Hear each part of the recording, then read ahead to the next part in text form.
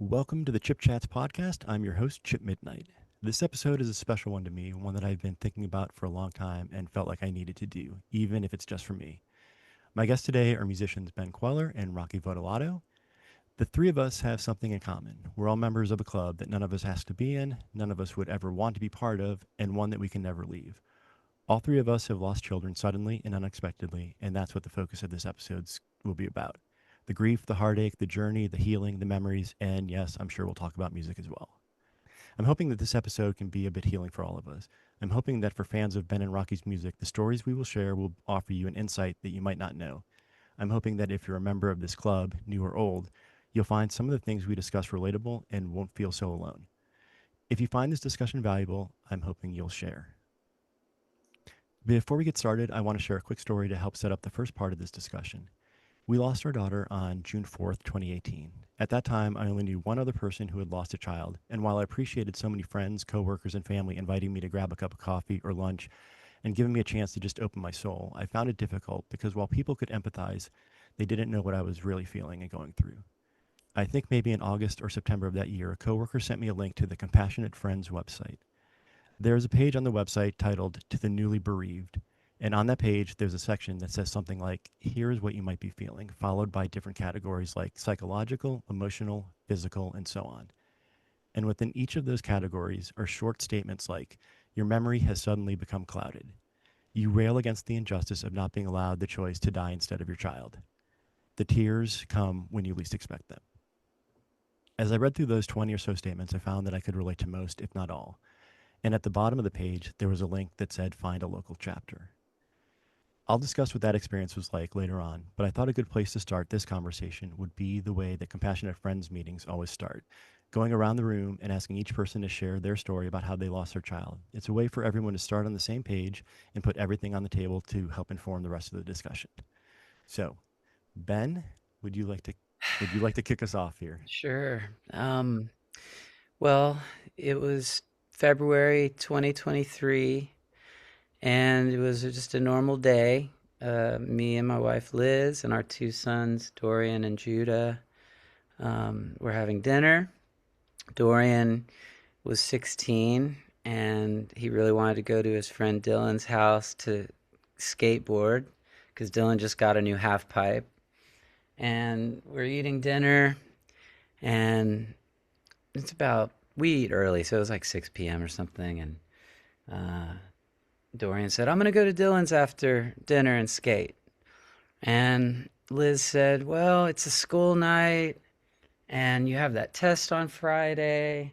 And then she really kind of went into like the whole mom like discussion of like, Dorian, like you really need to start like prioritizing and, kind of like getting your life together and thinking about the future. And he really, as he always was super receptive and listened and was very sweet. And he said, I totally hear you, Mom, but I'm still going to go skate with Dylan tonight because I got to see this ramp.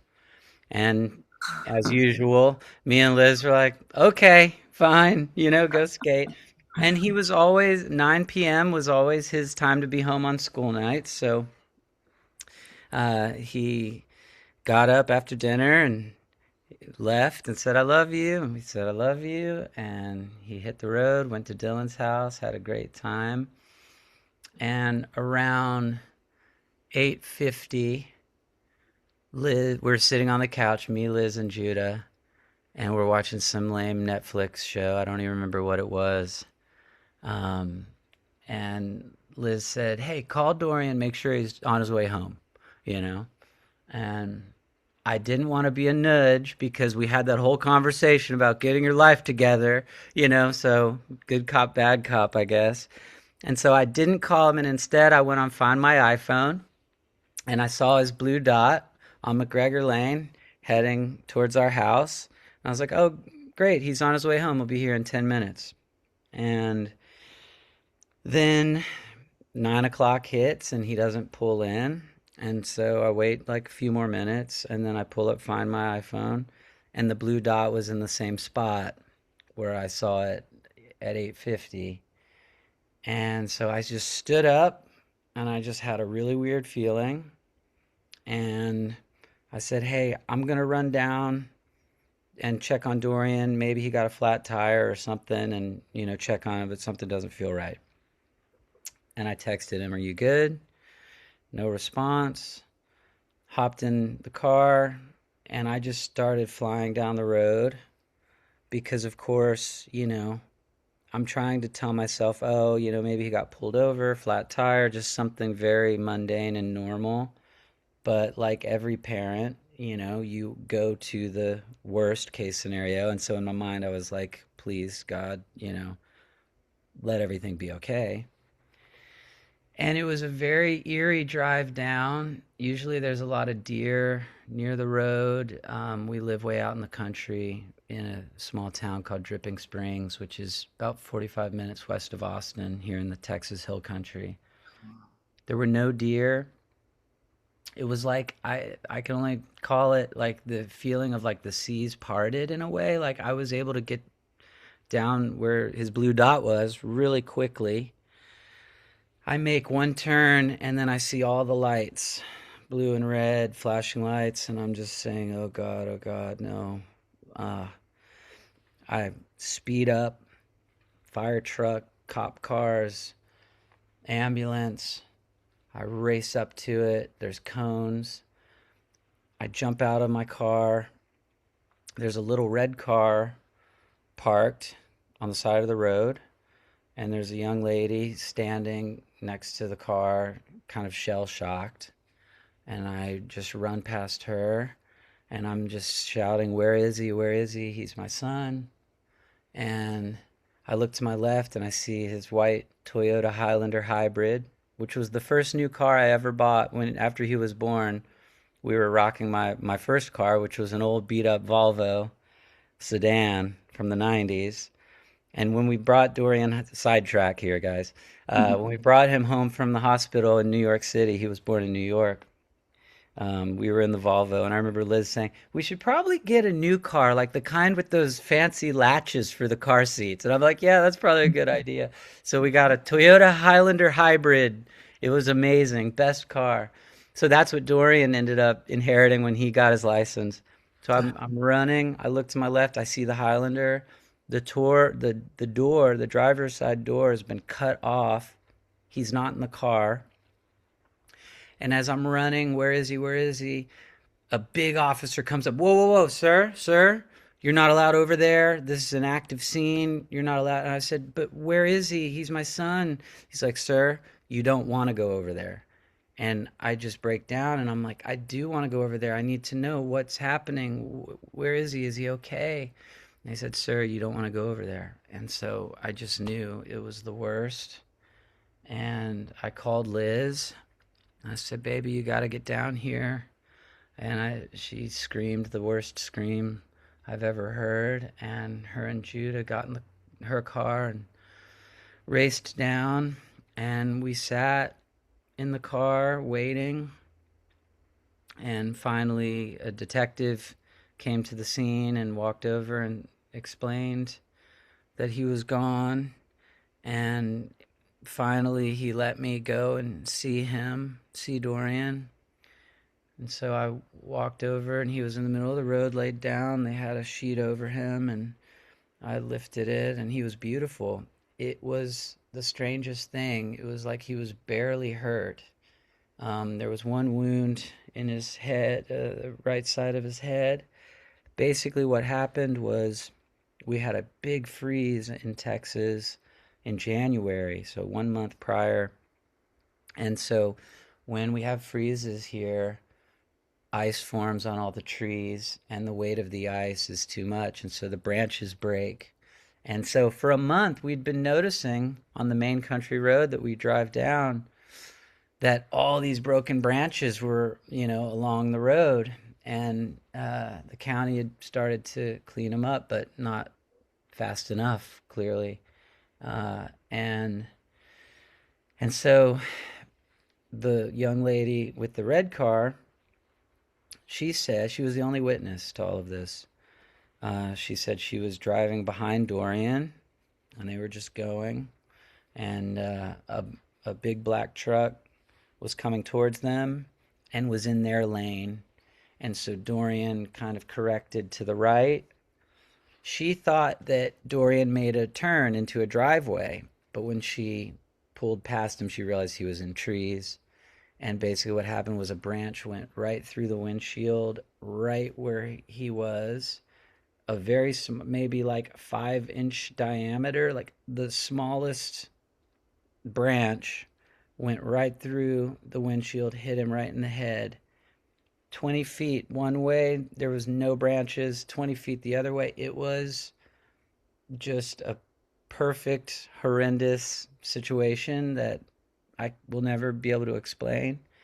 And, they said that he just was instantly taken and felt no pain. At least that's what we tell ourselves.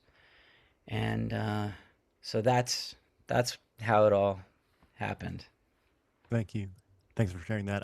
I've heard you tell that story on other podcasts, and it's always being in my seat. It's always difficult to hear, and I appreciate you sharing it. I know you've shared it a bunch of times. I've shared my story. I'm sure Rocky, you've shared your story a bunch of times, and it probably doesn't get any easier each time you tell it. So, No, so but I thank you. also I wanted to remain fresh, Yeah.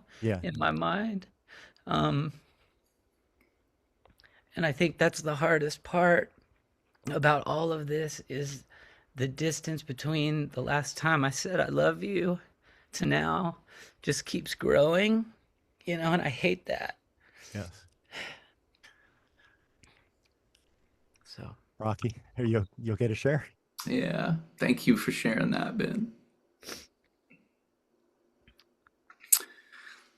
I feel your pain. Yeah, I can absolutely empathize with the situation. And it's, yeah, it's just devastating to hear what you and your family went through. And I really offer my sincerest condolences to you guys. thank you. Thank you. Yeah, I've been inspired by your strength and what this leading up to this interview, spent time, watching some of your videos, and one that a reporter did in Texas for, I guess, Texas Magazine. If do you Yeah, remember that Texas piece? Monthly. Yeah, Yeah, it was that beautiful. one's the one that kind of broke it Wow. open for me and showed me kind of what you guys had gone through, and just yeah, it's absolutely heartbreaking. And yeah, so I just I don't know, just send you my deepest condolences. Mm, thank you. Yeah, and yeah, thanks for sharing. I yeah, so I guess I don't know. I've told I just recently did an event in Seattle where we, this was the last time I told the story, but Death and Music. It's kind of like a community event where everybody comes together, and there's a DJ, John Richards, who like, has experienced a lot of loss, and he brings everyone together. So I just had recently, gone through the experience of telling the story then, but yeah, it's so I guess it was December for me. It was December of 2021, so December 6th, 2021. So I was looking at the dates. I think it was just about a year before Dorian passed, and it's a little misleading because mine's 2021 and yours like right at the beginning of Right, 2023. right, So it's right. like, but it's like, yeah, basically around a year later that that Dorian passed. So it's kind of interesting to me that we're connected now, and Yes, going through yeah. these very similar kind of experiences as artists. But yeah, it's so I guess we just celebrated the 4 year, or we just, we had the anniversary. We just went through the 4 year anniversary, and so basically, to tell you guys what happened. So it was, I guess, a few weeks before Christmas. So we went shopping. I just remember the last day we spent together. So a couple days before Keenan passed, the whole family went shopping, like Christmas shopping together. We're just like out buying presents for each other. It was a really beautiful experience. And yeah, I just remember looking up at some point and seeing this big sign, and it just said the joy of family. So Wow. that moment is burned into my memory because that was like this last moment I had where my family was whole, and I just remember being, super happy. And then after that, Keenan and I went and looked at a bunch of record players, and that was the last thing. We were just getting Keenan's record collection together, and Dang. like I had just gotten him a imported uh, copy of Neutral Milk Hotel. So it was the Airplane Over the Sea. Do you know that? Great. Yeah. Oh man. So we were, had looking at record players, and then yeah, we went home, and it was a nice night. And then Keenan went and stayed over at his sister's that night, and then the next day was the same kind of thing. And I should say this too, because the pronouns get funny for me, but Keenan was non-binary, had come out 6 months before they passed. So Okay. they were going by they, them. And so, Yep. so I try my best to honor that. And, Totally. and I just say they. Yeah. But we had known Keenan as our son, for our whole life. So it's, if either pronouns, okay now, but it's Okay. basically, I just wanted to explain that. But Got it. so anyway, they had gone and stayed with their sister, and so the next day, um, they text their mom and said, "I'm coming on my way home," and then we never heard from him again. And later that evening, of course, we're freaking out. Like the whole family's driving around, all of the Pacific Northwest, like looking. And there's Oh. like 10 people like out searching for Keenan. And so, that was the most horrible night of our life. It was just like so much stress. And finally, the next morning, the the police come and knock on our door, No. and um, yeah, that's when they told us that Keenan had been in a car accident, and that their car had, gone into this ravine, uh, and they had been rushed to Harborview. And so they were in the burn unit at the ICU, and that's where we went at that moment. We went there to see him, but it was so intense. I mean, I can feel the pain of what you were experiencing Yeah. going when you were telling that story about going to the crash site. It's like Yes. we went to the hospital, and they were burned over 95% of their body. So it was really Oh horrific. God. Oh God. Yeah, but So the still car, sorry, the alive. car went like off the edge into a ravine and caught on fire or something? Yeah, yeah. There was a fire, and somehow there was a crew that had been close enough when the fire started, that it was like a King County road crew, and they actually pulled Keenan from the burning car, and Whoa. were able to take them to the hospital. But it was, I mean, I can only imagine what these poor souls experienced, Yeah. Oh the God. horror of Yeah. this experience. So it was very traumatic. And, and I think there's a lot of trauma there in addition to all the grief that I know we're Yes. experiencing, Yes. Yes. and it's kind of like sorting that out is I flash that night over and over all the time. yeah, my And wife then and I, you, I'm sure for yeah. you and Liz, it's like when Oh you go to yeah. bed at night, you get Yes. those images of Yes. it, and it's really, really been difficult to try to process all that. And I think, yeah, so basically we went there. I was really grateful that they're still alive. I mean, I got Yes. a moment to like be able to, and the family was there. Oh. They told us basically they're not going to make it, and then we had to put, just we were there in a room when they passed. So it was Oh. so intense. And I remember we just played some songs for them in the, Yeah. on my Good. phone, and I just yeah, so I'm grateful for that moment that we got to be there to say goodbye. Oh. And yeah, and from there, we just of course, they're 22 years old at the time, so our life was completely turned upside down and shattered. And I think you used the word shattered. That's how it felt for my whole life. Yeah. It's like they Completely. just took my life and shook a box and just kind Yes. of organized and just shook it and Boom. dumped it on the ground. And that's kind of Yeah. how it's been since then. So just a process of recovery. But Yeah. Well, same thing, Rocky. Thank you. I know time doesn't heal all wounds, and I appreciate you telling the story. And so, yeah, my story starts on June 2nd, 2018. Um, it was a bright, sunny summer afternoon. I am I'm 54, so I grew up on Star Wars, and the Han Solo movie had come out, and my daughter Liv, who was 17, had just finished her junior year of high school. She had gotten into the newer generation of the Star Wars stuff.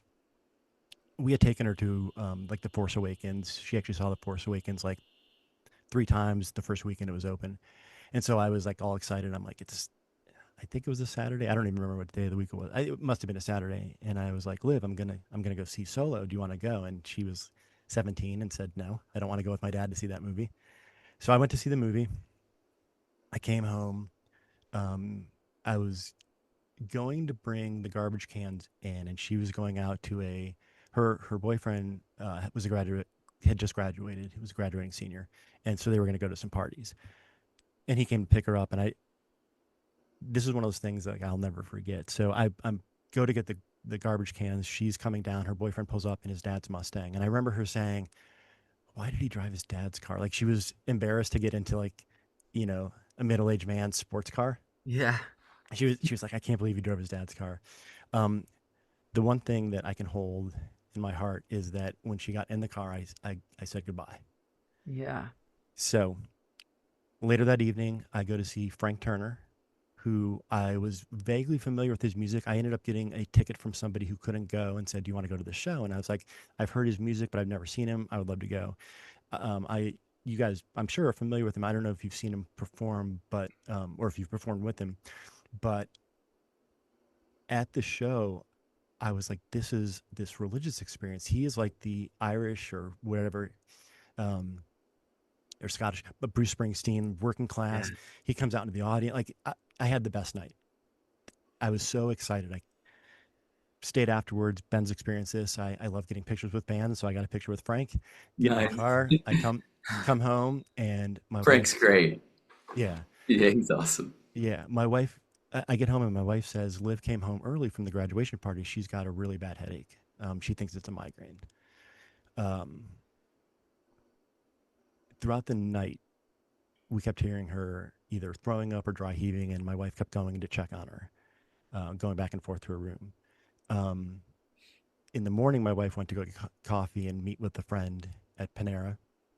And she said, "Can you just make sure Liv's doing okay? Make sure she gets some water, make sure that, this headache is going away and whatever we need to do." So I checked in on her and I'd go into her room and she was having a really hard time keeping her eyes open. It was just a lot of like Oh, in and out. And so my wife gets home and I was like, we, we should probably take her somewhere. We think it's a migraine. Maybe she's dehydrated. Maybe an IV would help um, get her down, get her into the minivan. She's very in and out of not consciousness. What's the word I'm looking for? Like she can sort of talk to us, but some of the stuff she says makes no sense. Lucid. She's not really Hmm. lucid. We get her into the minivan. We start I'm driving to the nearest, health center, and my wife says her lips are turning blue. We got to do something. So we oh, pull over. We call 911 and we say our daughter, her lips are blue. She had a headache. We don't know what's going on. And they said, "Where are you?" And um, it was quicker for them to come to our house than for us to go to them. So we said, yeah. we'll be home in a minute. We're turning around. So we meet. Emergency squad shows up and they run through the litany of questions. Was she out last night? Yes. Did she do drugs? Did she drink? Did she get slipped something? And we're like, um, I don't know about you guys as kids. I was a drinker. My kids never did anything like I did. So I was like, Same. I can Same. tell you, no drinking, no drugs. Yeah. She Yeah. just came home with a headache. She, they ended up putting her in the ambulance. So we're going to take her to the hospital. Um, my wife rode with her. I hopped in a car and followed the ambulance down. We get to the hospital, and again, they're going through the litany of questions. We call her boyfriend, and we're like, "Hey, you're not in trouble, but did you guys do anything last night that may have caused she's in a bad way right now?" Yeah. And he was like, "No, we didn't do anything. Like we just went to a party, and in fact, he's like, I drank, and she she doesn't drink. So he's like, I don't know if he said she drove her home, but he said she didn't do anything. Yeah. Doctors are like, she's got a pulse, she's breathing. Like, we're not quite sure what's going on. So we're going to take her for MRI, CAT scan, whatever the head One of is. them. Yeah. um, they take her away. Um, they, but I don't even, it's been 7.5 years. I can't remember the exact details, but they basically come back and they say, we're going to take her up to the recovery floor. And this was a couple hours later. And so we're sitting there and just, what is going on? We have no idea what's going on. We're just And sitting no there waiting. details when they said we're taking her to recovery. Were you like, did they elaborate Um, on what they saw through imaging so or? yeah, so the doctor came up and he said, so through the scan, we found a blood clot on her brain and we had to, um, cut into her skull to relieve the pressure because her brain was swollen. And um, uh, so, we have to let sort of recovery happen before we can make Yes. any further. So we're going to put Right. her in this recovery. Again, this is one of the things I haven't thought about in a long time, but the floor she was on was, I remember the nurses saying, I don't know if they said she's the youngest person, but it was basically a lot of like stroke victims and people who had like a lot of older people. And they're like, we don't get very many young people in here. So we waited hours. Um, Eventually we went up to the nurse and we're like, we just want to know what's going on. We've been sitting here hours. And they brought the doctor to us and he said, I want to talk to you guys. I want to take you back and show you something. So he showed us the scans and he said, here's the picture that we took. And you could see the clot on her brain. And he said, here's the picture afterwards. You can see that we were able to remove the clot. Um, he said, as you look at this, and again, I'm getting the details wrong, but he said the gray matter is active and the white matter is no activity. And he said, here's the before and here's the after. And if you can look at the after, he said, um, there's no activity. So he said, we'll keep our eyes on this and we'll see what happens. But this was on June 3rd.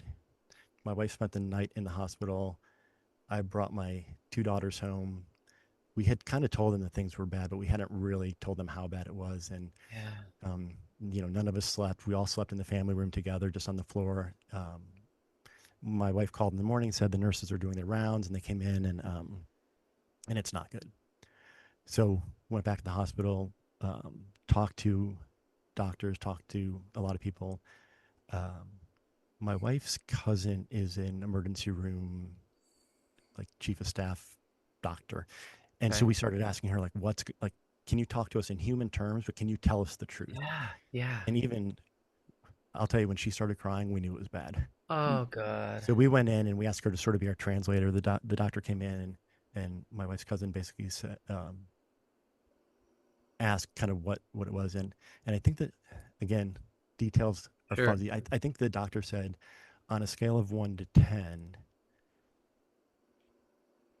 7 being potentially can recover, but with some Okay. lifelong issues. Yeah. 5 being maybe can't dress themselves, can't eat, can't go to the bathroom by themselves. They're like live is a 2, and Oh. it's not going to get better. Oh no. Um, so that's when we started having to make some decisions. They sent the um, life care people in to talk about organ donation. That's when it was all real. It all was real. Oh But when they yeah. started asking about donations, that's when it Oh became geez. super real. Oh, And on June 4th, ultimately we had to make the decision. They said it'll never get better at this point, and so we had to make the worst decision we've ever had to make. Yeah. And uh, you know, I think Rocky, kind of similar to you, it was like, a lot of this stuff is coming back. I haven't thought about this in a long Yeah. time. We walked with with her in the hospital bed down the hallways as kind of all the nurses were standing kind of in the hallway and kind of just sort of like the march to the room. Um, and so we were able to say our goodbyes, and she passed at about 11:50 on June 4th. Mm. So ultimately, my wife's my wife's cousin said, when you get the autopsy, I don't want you to read it. And I don't know if I'm not Mm. sure if you guys had to go through that. Maybe in your situation, because it wasn't medical, maybe not. I don't know. Mm. My wife's cousin said autopsies are very cold and impersonal, Yeah, and they'll tell I've you the heard that. weight of this and the weight of that, and they don't tell you. So she read it for us, and ultimately they determined it was called an AVM, which is arteriovenous malformation, which arteries and veins tangle and cause stuff to Oh, clot up and stop the Mm. blood flow. I have done a little research. I don't really want to know, but I've done just enough that I can try to understand. A lot of people get them in their legs, and the mm, mortality rate is actually very low because people sense something is wrong and go and get it checked out. And uh, like I said, the mortality rate is very small. There is a southern country artist named Drake White, and about 6 months after we lost Liv to this, my mom is a People magazine reader, and she sent me the article. And Drake White had actually experienced it on stage, and so whoa. he was playing. He started forgetting words. He started getting dizzy, and he basically collapsed. And they rushed him to the hospital, and they were able to clear the clot before it had caused all the damage. How was Um, hers different? Was it in a different part of her body or something? It wasn't it was like in her brain, but I think, it was in the brain, so the tangle, and sometimes you said a lot of times it's in people's legs, and they yeah. catch it. But So here's the thing, and I'm sure we'll talk about this. I think you guys already touched on it a little bit. You know, we beat ourselves up. Why didn't we take her to the hospital when she Yeah. came oh home? yeah, so And much we guilt. we talked to the doctor, and the doctor said, without you doing that, here's what I can tell you. If you had brought her in with a headache, we probably would have given you Yeah. Tylenol and said if it persists in Right. the morning, bring her back. So he was like, don't beat yourself up over it because. I know. And the other thing he said is that I mean, he asked us if we had noticed anything, and there were no warning signs. It just happened fast. The only, in retrospect, we talked to her boyfriend, and he said that when they were coming back from the party, she kept saying, I need my keys. I need to drive home. I need my keys. And he was like, don't you remember I picked you up? And she's like, no, I need to drive. And he's like, yeah, but I picked you up from your house. So I That's, think he noticed something was a little bit off with her. But yeah. um, yeah, so that is Oh my man, story. that's so hard with the headache. My father's a physician, and he always says this line that I just love, which is similar to this situation about, we would have given her Tylenol. If you hear galloping, it's probably horses and not zebras. And I think about that a lot. It Yeah, can be applied in so many situations. And, most of the time it really is horses. yeah, yeah, This was a zebra situation. Who would have known? yeah. Right. Mm. Yeah. So now that we've laid this all out, Yeah. what I'm interested in hearing from you guys, and I can share my experiences, is I think when so Liv is our oldest, and when my wife got pregnant, we bought all those books, what to Or, expect when you're expecting, and when this happens, when you lose a child, like you read those books retroactively, not like you don't buy a book yeah. thinking like someday I'm going to lose my kid, and so there's no manual to do this, right? Right. Um, Yeah. tell me like and again, I don't know if this is the same with you guys, but for me, I'm getting a lot of memories back that I had forgotten about. I think the first year for me, my brain, Mhm. and I think it's pretty common with grief, your brain sort of shuts down and protects you. And then for me, the second year was worse because then it was like I started remembering stuff, Yeah. and then I was like, like when we were taking Liv down the stair steps, she couldn't stand up, and she hit her like somehow she ended up with a broken toe. Wow. I didn't remember that, but then I like for a year later, and I'm like, oh yeah, like when we got there, they said she had a brain injury, but also they were asking about why did she have a broken toe, and we're like, because we were carrying her down the stairs and she hit her toe. Whoa. That stuff I had blanked. I had not remembered that for like a year. Um, so tell me about like how you guys experienced sort of that immediate aftermath. Rocky, you want to go first? Oh, sure. Thanks, Brian. Yeah, I feel like, yeah, what you said, Chip, about the brain, like that was absolutely my experience. I feel like it was almost like having a traumatic brain injury for me. Like the way I experienced things, it was so traumatic that I was crying all day, every day for months, and I was just kind of I couldn't follow conversations. My memory was really messed up. Like I couldn't. Did you guys experience this? Like everything got foggy. Oh, I, Like I work I work a corporate day job, and uh huh. sort of jumping ahead a little bit. I went back after 2 weeks because I was so sad at my house looking around and seeing pictures, and I was like, I gotta get into a neutral spot where I'm not reminded by Sure. everything. For 6 months, I have a journalism major. I do a lot of writing. Every email I sent was missing a word, had words spelled wrong. I could Yeah. not, I could not, in my brain, I could see those words and I could type them out, and then I'd send it off and I'd reread it and I'd be like, how did I miss that word, or how did I spell that Yeah. word wrong? Yeah. So I know exactly what you're talking about. Yeah. Yeah, it's like my wife and I both we just joked about it because we're like we're not functioning adults anymore. Yeah. We like, we just couldn't. But then again, I remember I had to do so much, and I'm sure you guys experienced that too because there's so much. This was shocking to me, the amount of administration that Oh you yeah. deal with when Yes. you lose a child. It's insane. Like at that, it's so frustrating to me Yeah. still. Like, thinking about, just like the bank accounts, the freaking, Yeah. all of the different things you have to do for the Oh God. funeral, the, Yes. the I mean, crazy. for me, standing on the side of the road, and the justice of the peace came and was like, "Well, what are we doing with the body?"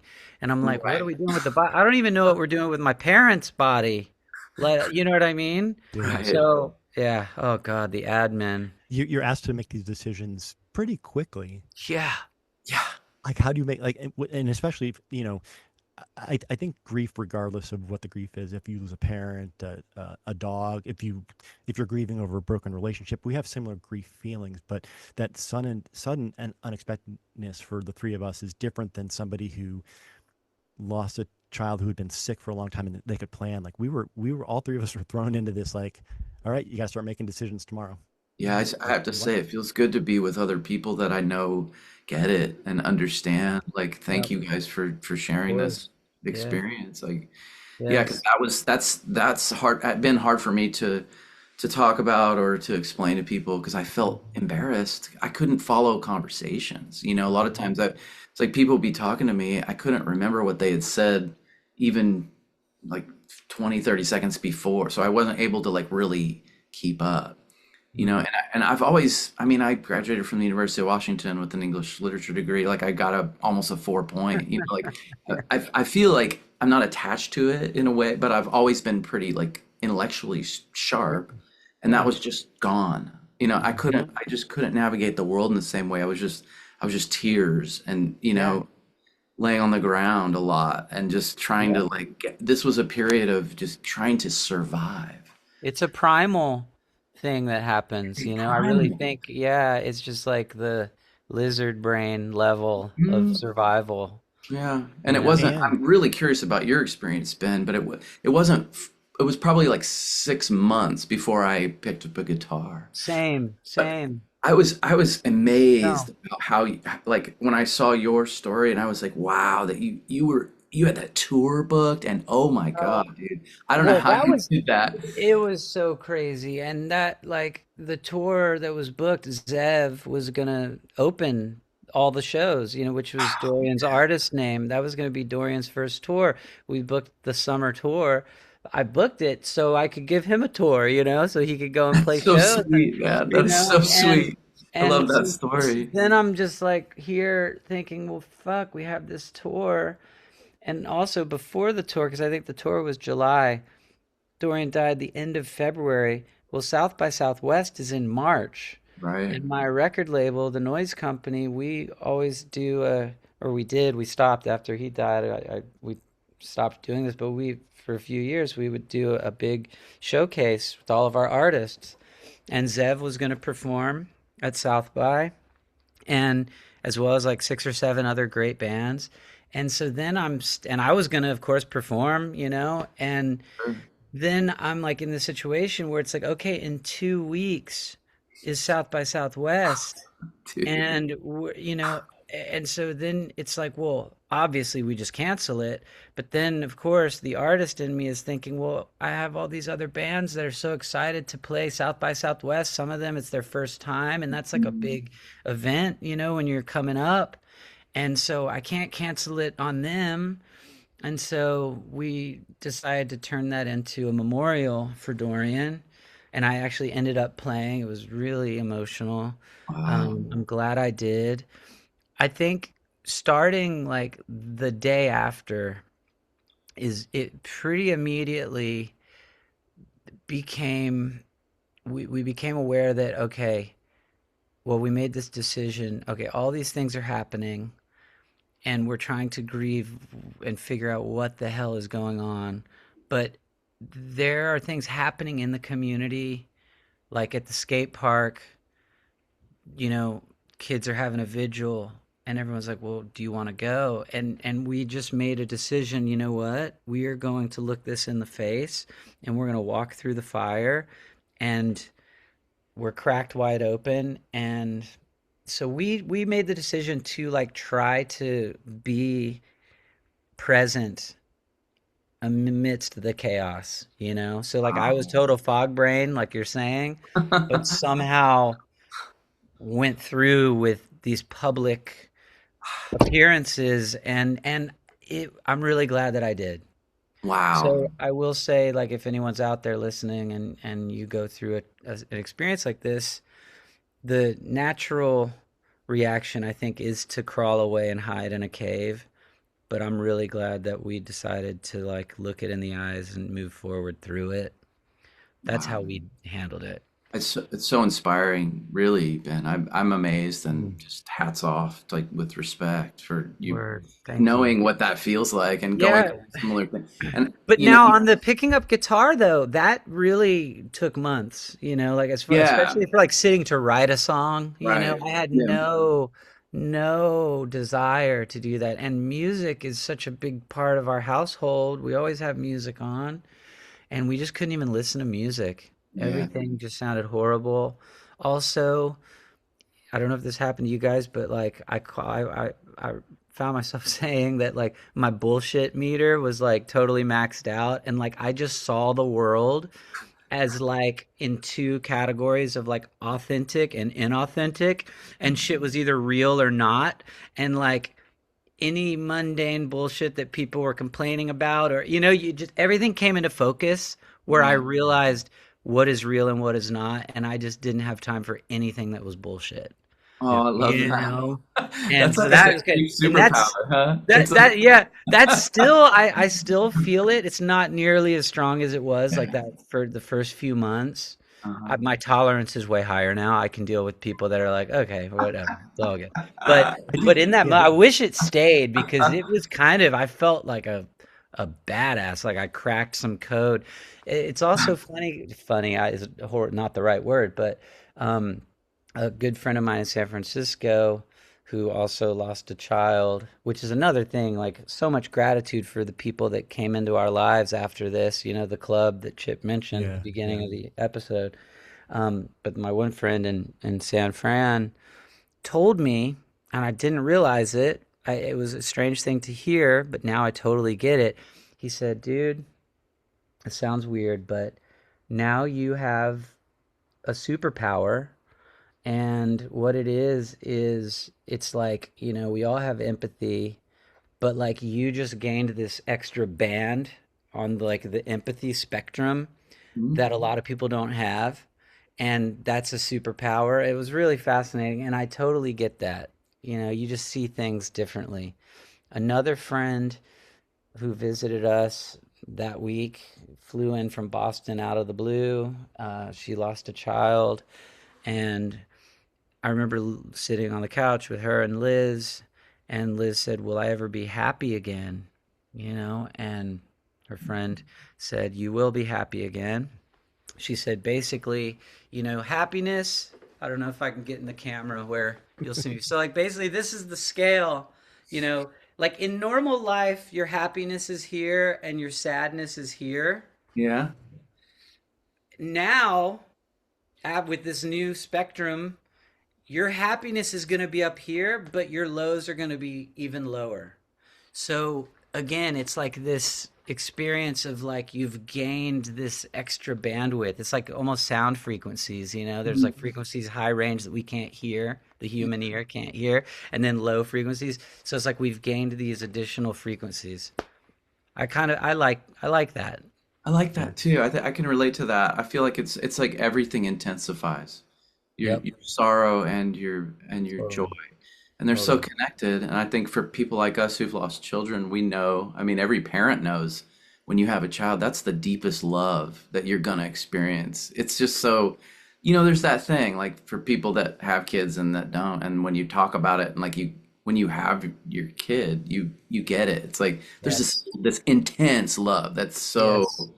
it's Yes. just all consuming. And Yes. so, of course, then when you lose a child, you're gonna on the other side of the spectrum experience the most unimaginable grief, Oh, yes. and Yes. pain, and that's what we've experienced. So it's just kind of, yeah, it's amazing. Everything is it's more intense. And kind of going back to like the 6 month mark, when I first started writing, that's what it was for me, when I feel like I started to recover. It sounds like, I mean, I'm so amazed and impressed with you kind of walking through the fire in that tour and everything.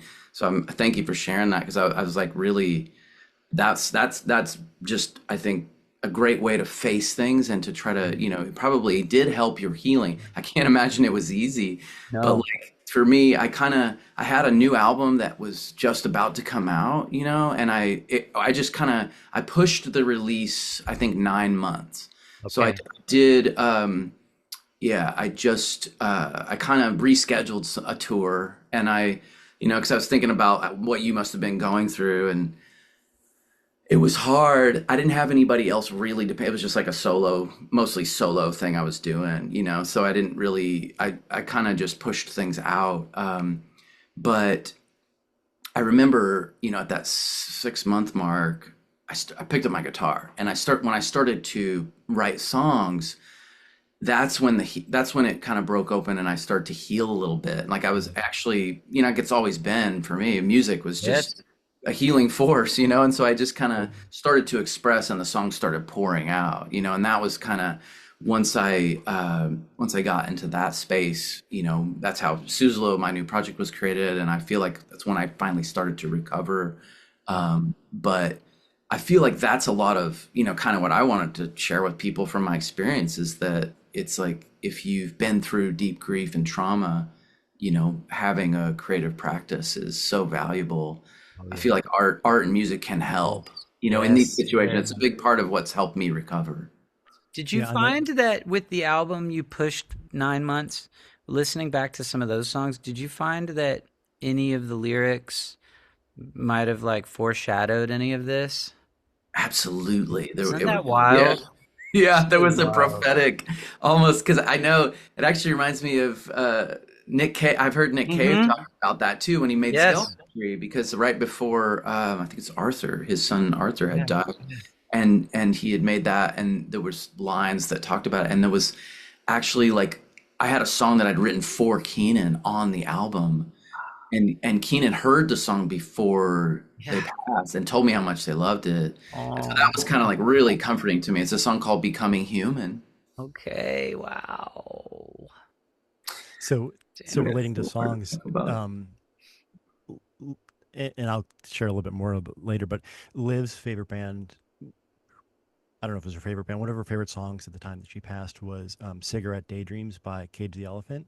Cool. And I don't know if you know that song or the lyrics, but in one of the verses, the lyrics are, "You were only 17. Soft speak with a mean streak nearly brought me to my knees." Now, Liv didn't have a mean streak, but when I hear that you were only 17 and that was her favorite song and that's how old she was when she passed, like that, I, I as the I'm not the creative writer, I'm not the creative songwriter, but I've been interviewing bands since 1990, so that was a huge passion of mine. Similar to you guys, like I couldn't listen. The only song I could listen to was that song, and it made me cry every time. But I had like that was the touching the flame to feel something, to feel that pain. And I listened to a lot of podcasts that had nothing to do with music. I didn't start interviewing bands again for about 6 months, and I think I mentioned to Ben. You know Israel Nash? Very well. Yeah, he's my neighbor. Yeah. Yeah, he lives up So the road. so Oh, cool. Ken is his publicist, right? Or was at Yeah. the time, and I kept getting these emails, and I didn't like. I was like, I hate. I went from to you guys like music is in my blood. Listening, not playing it, to not wanting to hear music. I didn't want Yeah. to. I didn't want to enjoy anything. I didn't want to No. enjoy Yeah, music, No. and so I kept getting hard. these emails about Israel Nash, and I'm like, I'm just gonna listen to it. And I don't think his songs were about grief or anything, but those songs, that was the They first hit artist I you. could listen to. They hit me. And I Huh. interviewed him. That I was like, all right, I'm ready to step back in. And I interviewed him. And I think at the very end of the interview, I was like, again, thank you for doing this. You've been the first interview. And I don't know if you guys feel this way. I always told people like, I'm about to drop the hammer on you or bring the black cloud to people who Yeah, don't know. right. I'm like, so Israel, you didn't expect this when I called you, but I just want to share with you, this is the first music I've been able to listen to since I lost my child. Mm. And I remember him saying, if I never sell another record, what you just told me is the reason I do this. Oh, And that was how I sort of kind of got back into listening to music was I was like, I needed the right thing to listen to at the right time. yeah, And yeah. that did get me back into it. Beautiful. Yeah. That is beautiful. Yeah. Yeah. I remember that's funny how you said, you just didn't want to do anything that made you happy or didn't want to listen Yeah. to and that reminds me of like those first few times where you like are laughing as a family Yeah. without your other child present and like you kind of feel guilty that you're Hmm. like having a good time. Then you realize, well, you know, they would have wanted us to be laughing right now and had a good, so then you talk about that and then you cry Yeah. and then you laugh it's just so wild, the whole thing. You mentioned the skate park thing. When Liv passed, like I don't, a day or two later, um, somebody at the high school, a student, put together a candlelight vigil, and they invited us, and they said, if you don't come, that's we understand, but Yeah. we did go, and hundreds of kids showed up, and Yes. it was amazing, and I think my favorite part about it was they opened it up and said, if you just want to share a story, Yes. and I had heard stories throughout the year, like I called that night Liv's greatest hits night because Yeah. I had heard these stories as singles here and there, but Yeah. to get all the kids and these kids were coming up and Ben Rocky, I'll make sure I wear these shirts called "Be a Good Human." Oh, Um, nice. that kind of sprang out of that. So um, kids were coming up. And these kids were grabbing the microphone saying, when I was in second grade, I sat at the lunch table by myself and Liv would always come sit with me. Oh. And then Yes. another kid came up and said she was a junior, I was a freshman. Liv loved playing Fortnite or some video game, and she's like, I met Liv. She's like, I actually have only met Liv once in person, but I had an online friendship with her, and she didn't care that I was a freshman, and she helped me integrate Yeah. into the school and become friends. Another kid said, um, he said, I'm gay, and I went to the first school dance, and I stood in the corner because I didn't want either people to know I was gay, or I didn't have anyone to go with. And he said, Liv came over, grabbed my hand, and pulled me over to her friends and said, we're your friends. You can hang out with us. And I was like, it was very Yes. heartwarming, and that's why we make these shirts and we give them out to people or we sell them or whatever, and they just say, be a good human, because we want to like carry on her being and I'm sure you guys can relate. Like she wasn't a perfect child. Like there definitely were things that she did that drove me She was nuts. human. She was She was human. human, Right. but she was a good human, and that's what I take away from her legacy. Is Oh, just that's so being a good sweet. Beautiful. person to a lot of her friends, a lot of her. We heard a lot of stories that were just like we raised a good kid. That's so awesome. I was going to ask you, Chip. I was looking up your story a little bit, and I saw that someone had written a song for Liv. Was it some paper Yeah, airplanes or? it's a local artist in Columbus who I'm friends with. Like we're not best friends, but like he's a local musician. Yeah, and I think it was on her birthday that he emailed me and he said, "Hey, I hope you're cool with this. I've been working on this product for a little while. I'm going to send it to you. If you're cool with it, I'd love to put it out there. And if not, um, it's actually. Did you listen to the song? Yeah, yeah. My wife and It's I. a it's a really good song. Yeah, they're awesome. It's not a sad. It's not like a sad ballad. Like it's It a kind of rock has song. like a little bit of a Beatlesy Yeah, almost like, but heavy. Like a rock Beatles kind of vibe. yeah. And I'll admit, I've only listened to it once. Yeah. I listened to it when he sent it. Um, I get sort of caught up in these hangups where I can't like Liv loved Stranger Things, and when the second season came out, she stayed up all night and binged the whole series. And I was a huge fan, and I wanted to talk to her about it after she passed. I haven't watched a single episode. Like I can't just bring myself to do that Right.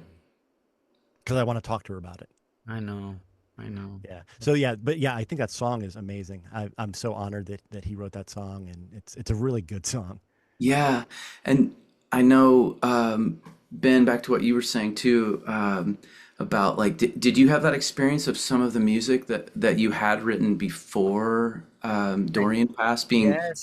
Well, prophetic, or like because some some of even the some of Dorian's music, right? Well, Like, yeah, and it was crazy. Well, yeah, his music, the Zev stuff, is really outrageous because so many of the lyrics are like very much implying him not being here very long, like just very strange, really, angelic, wow. lyrical. Yeah, it's very bizarre to me.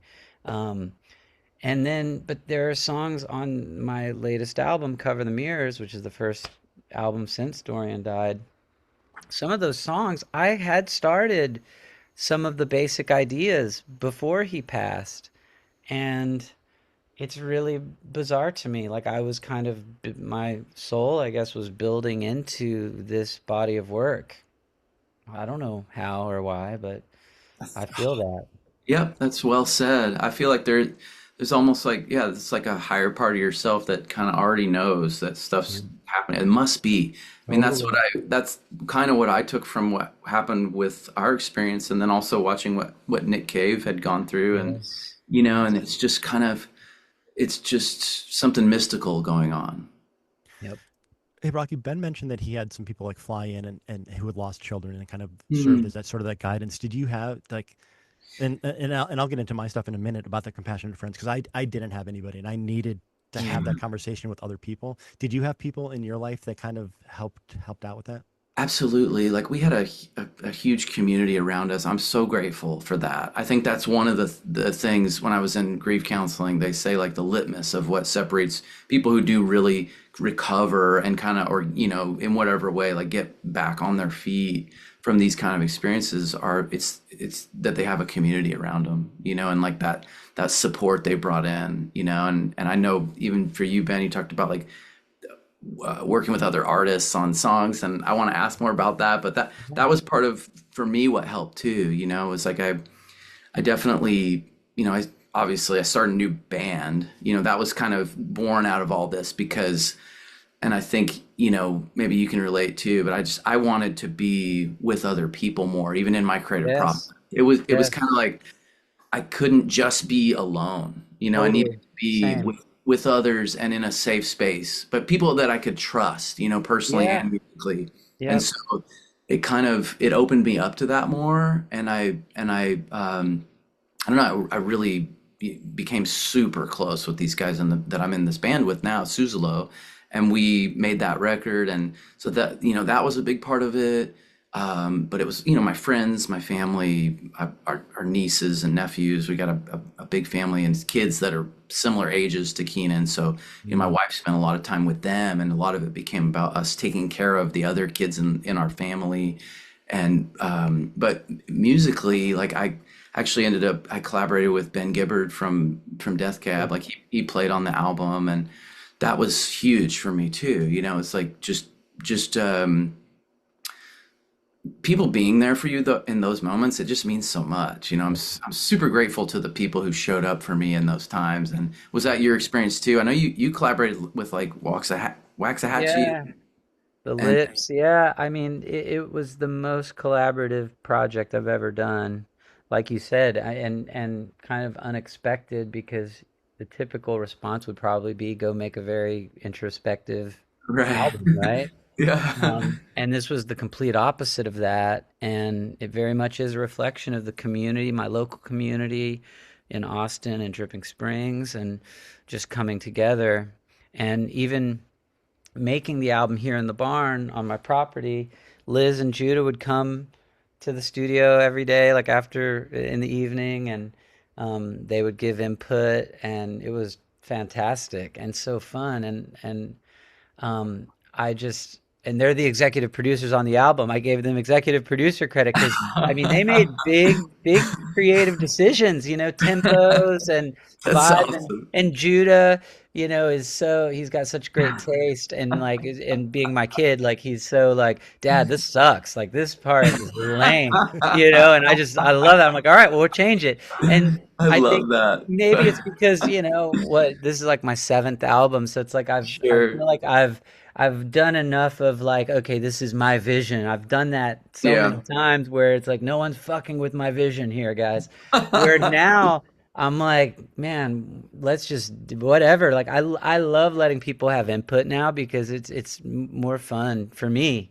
I get off Yeah. on like just trying some new thing that I wouldn't have thought of, and so that's really enjoyable. And it I just love makes that. this new. It's like co-writing too, you know. Like I really love to write songs with other people these days, um, and I'll go to Nashville and LA and write for other projects, and I really get into that, and because it's you know the songwriting process, you get a peek into someone else's brain, you know, and we're all so different and also the same at the same time, you know, so there's so much going on there, but it's so fun to have you know two different bridge ideas on a song, and you're like, oh wow, I wouldn't have thought to do that, so let's do it.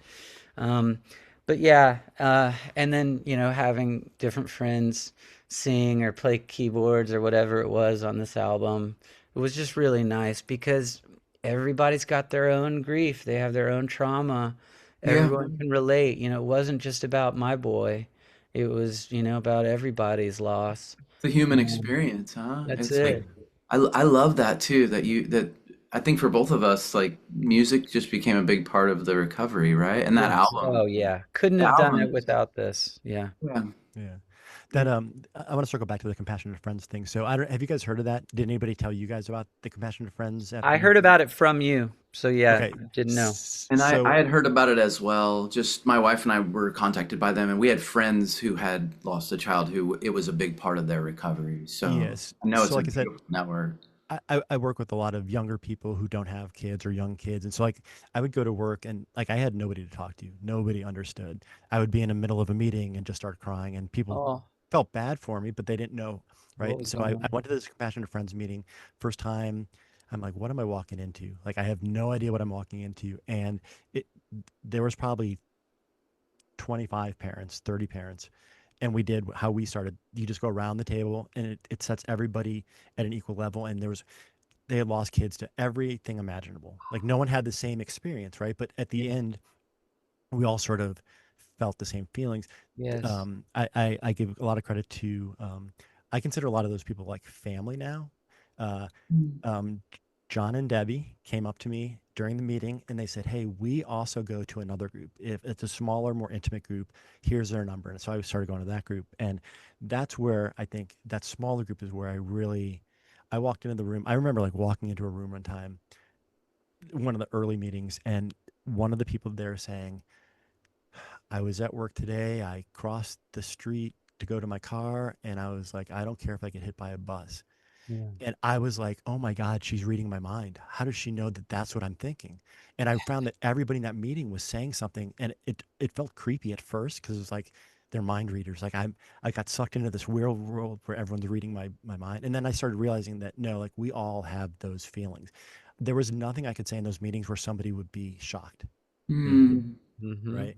I also, It creates a safe space, That's right? Like right. yeah, it's kind of like this, even just knowing that Yeah. the people you're Totally. with can relate and and understand and empathize with what you've been through. I also found this book. It's called "It's Okay That You're Not Okay," Mm. and the woman who wrote it had been a grief therapist. She had not had experienced a loss. Her and her partner were on vacation and he went for a swim in the river and didn't come back. And so she Whoa. went from being a grief counselor to being a grief patient. And so she wrote this book. And like I honestly can't remember. I read it. I'm just going to read you just the first page and see if Yeah. this when I read this first page again, I'm like, did I write this? So Mm. um the first page is here's what I most want you to know. This really is as bad as you think. No matter what everyone else says, this sucks. What has happened can't be made right. What is lost can't be restored. There is no beauty here inside this central fact. Acknowledgement is everything. You're in pain and it can't be made better. The reality of grief is far different from what others see from the outside. There is pain in this world that you can't be cheered out of. You don't need solutions. You don't need to move on from your grief. You need someone to see your grief, to acknowledge it.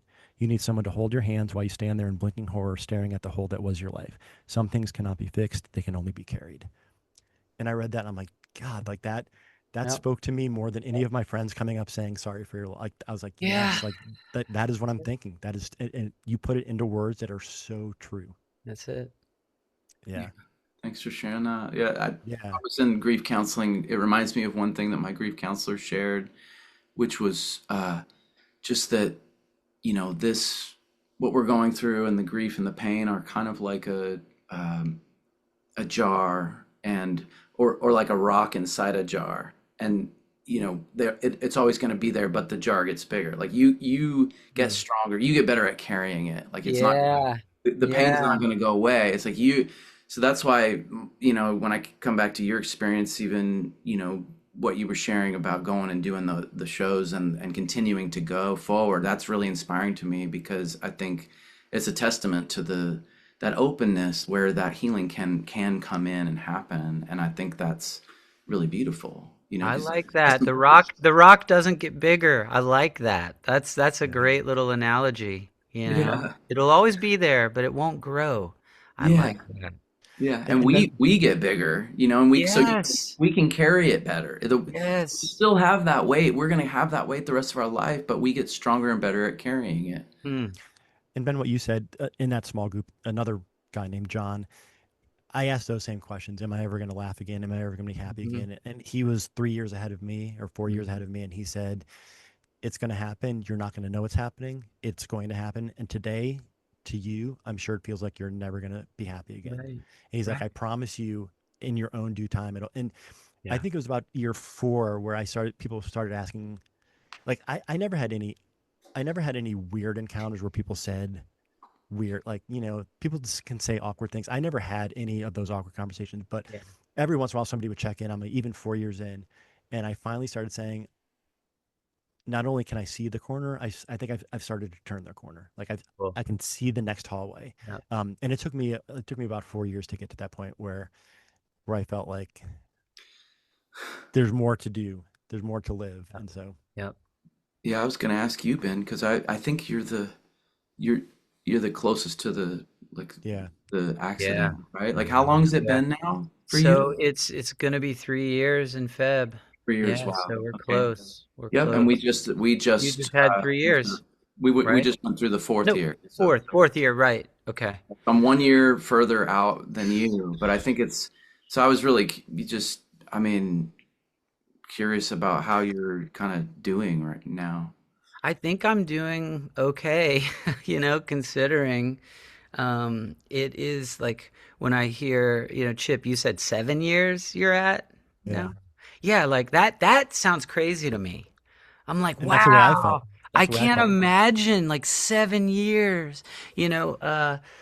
Judah is now 15, and the other day he was like, God, I can't believe that I'm going to be the same age as Dorian. Like it's just so Wow. wild how time keeps going.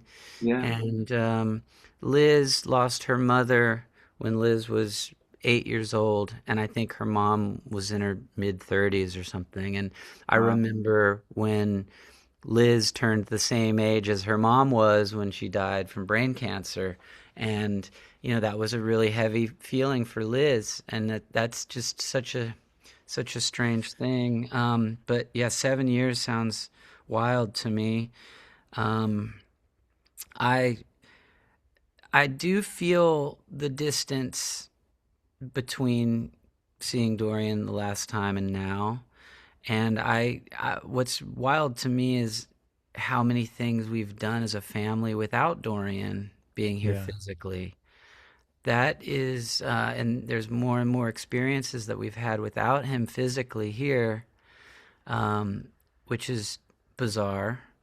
Um, and maybe that's good. I mean, it means that we're living our lives, and Sure. Dorian would D- want that. do you do things to bring Dorian into those experiences too? Like certain We, kind some of the things, like what maybe some of Dorian's favorite things, like yeah.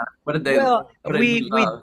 we do. I mean, we're always talking about him. We're always, feeling him. If like a door opens, randomly, we're like, "Hey, Dorian." We're always just talking to him and like as Yeah, if he's here and feeling him.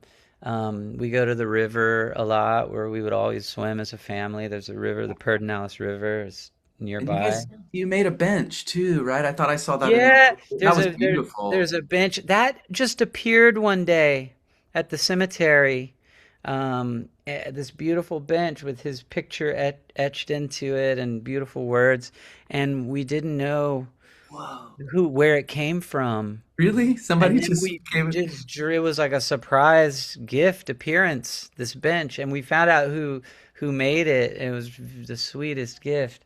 Um, but yeah, his grave has really become a little sort of Jim Morrison-esque monument place, where sometimes when we leave, so we live on a ranch here. It's about 30 acres in the hill country. And Wow. one of the beautiful things we were able to pull off was we have a family cemetery now. Who Nice. would have thought that would be a thing, but it is. And so he's on the corner of the property, and I'll be buried there. Liz will be there. Judah will be there. My parents will be there. Now we've solved the problem that the justice of the peace presented me in the middle of the road. What are we doing with the body? Now I Right. know what we're doing with all the bodies. Yeah. And Yeah.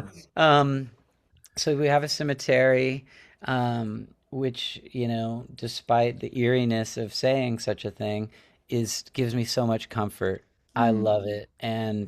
Um, and so we'll leave the property, exit the gate and look over at the cemetery, and there will be kids sitting there on the bench, hanging out with Dorian. People visit him all the time, and there will be new rocks and little mementos that people leave for him. And it's a really pleasant space, and we'll just walk over there, if we're feeling down or happy or whatever, just need a moment to talk or think. Mhm. So that gives me a lot of peace because he was just driving home, and so we were able to Yeah. bring him home, which is really a good feeling.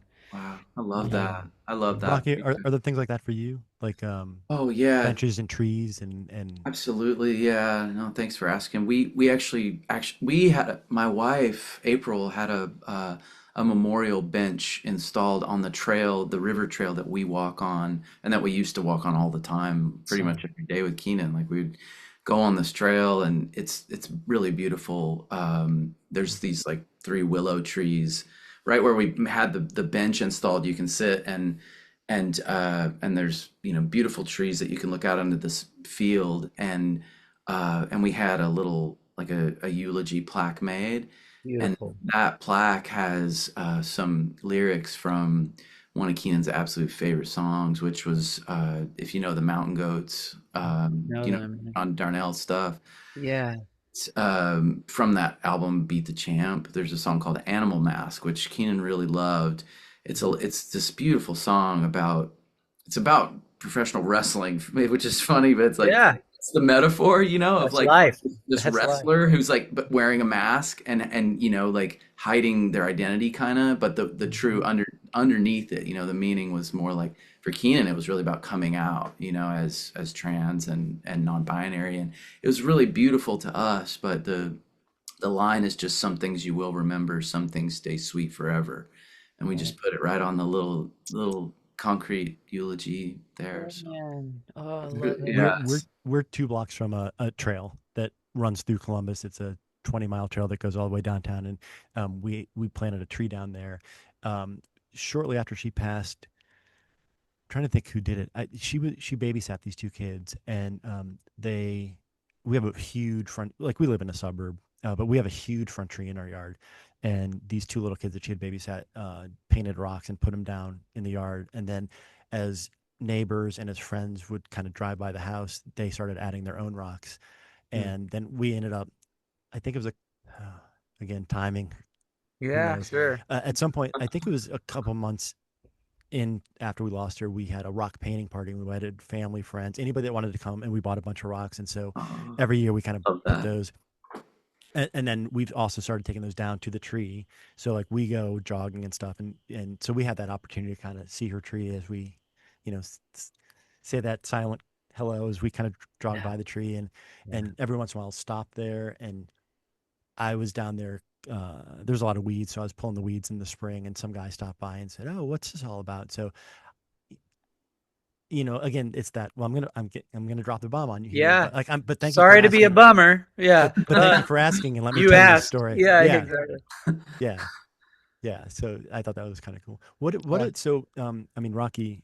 you lost Keenan right before Christmas. Like, what are holidays? What were they like early on, or have holidays changed at all for you, or like what are holidays like?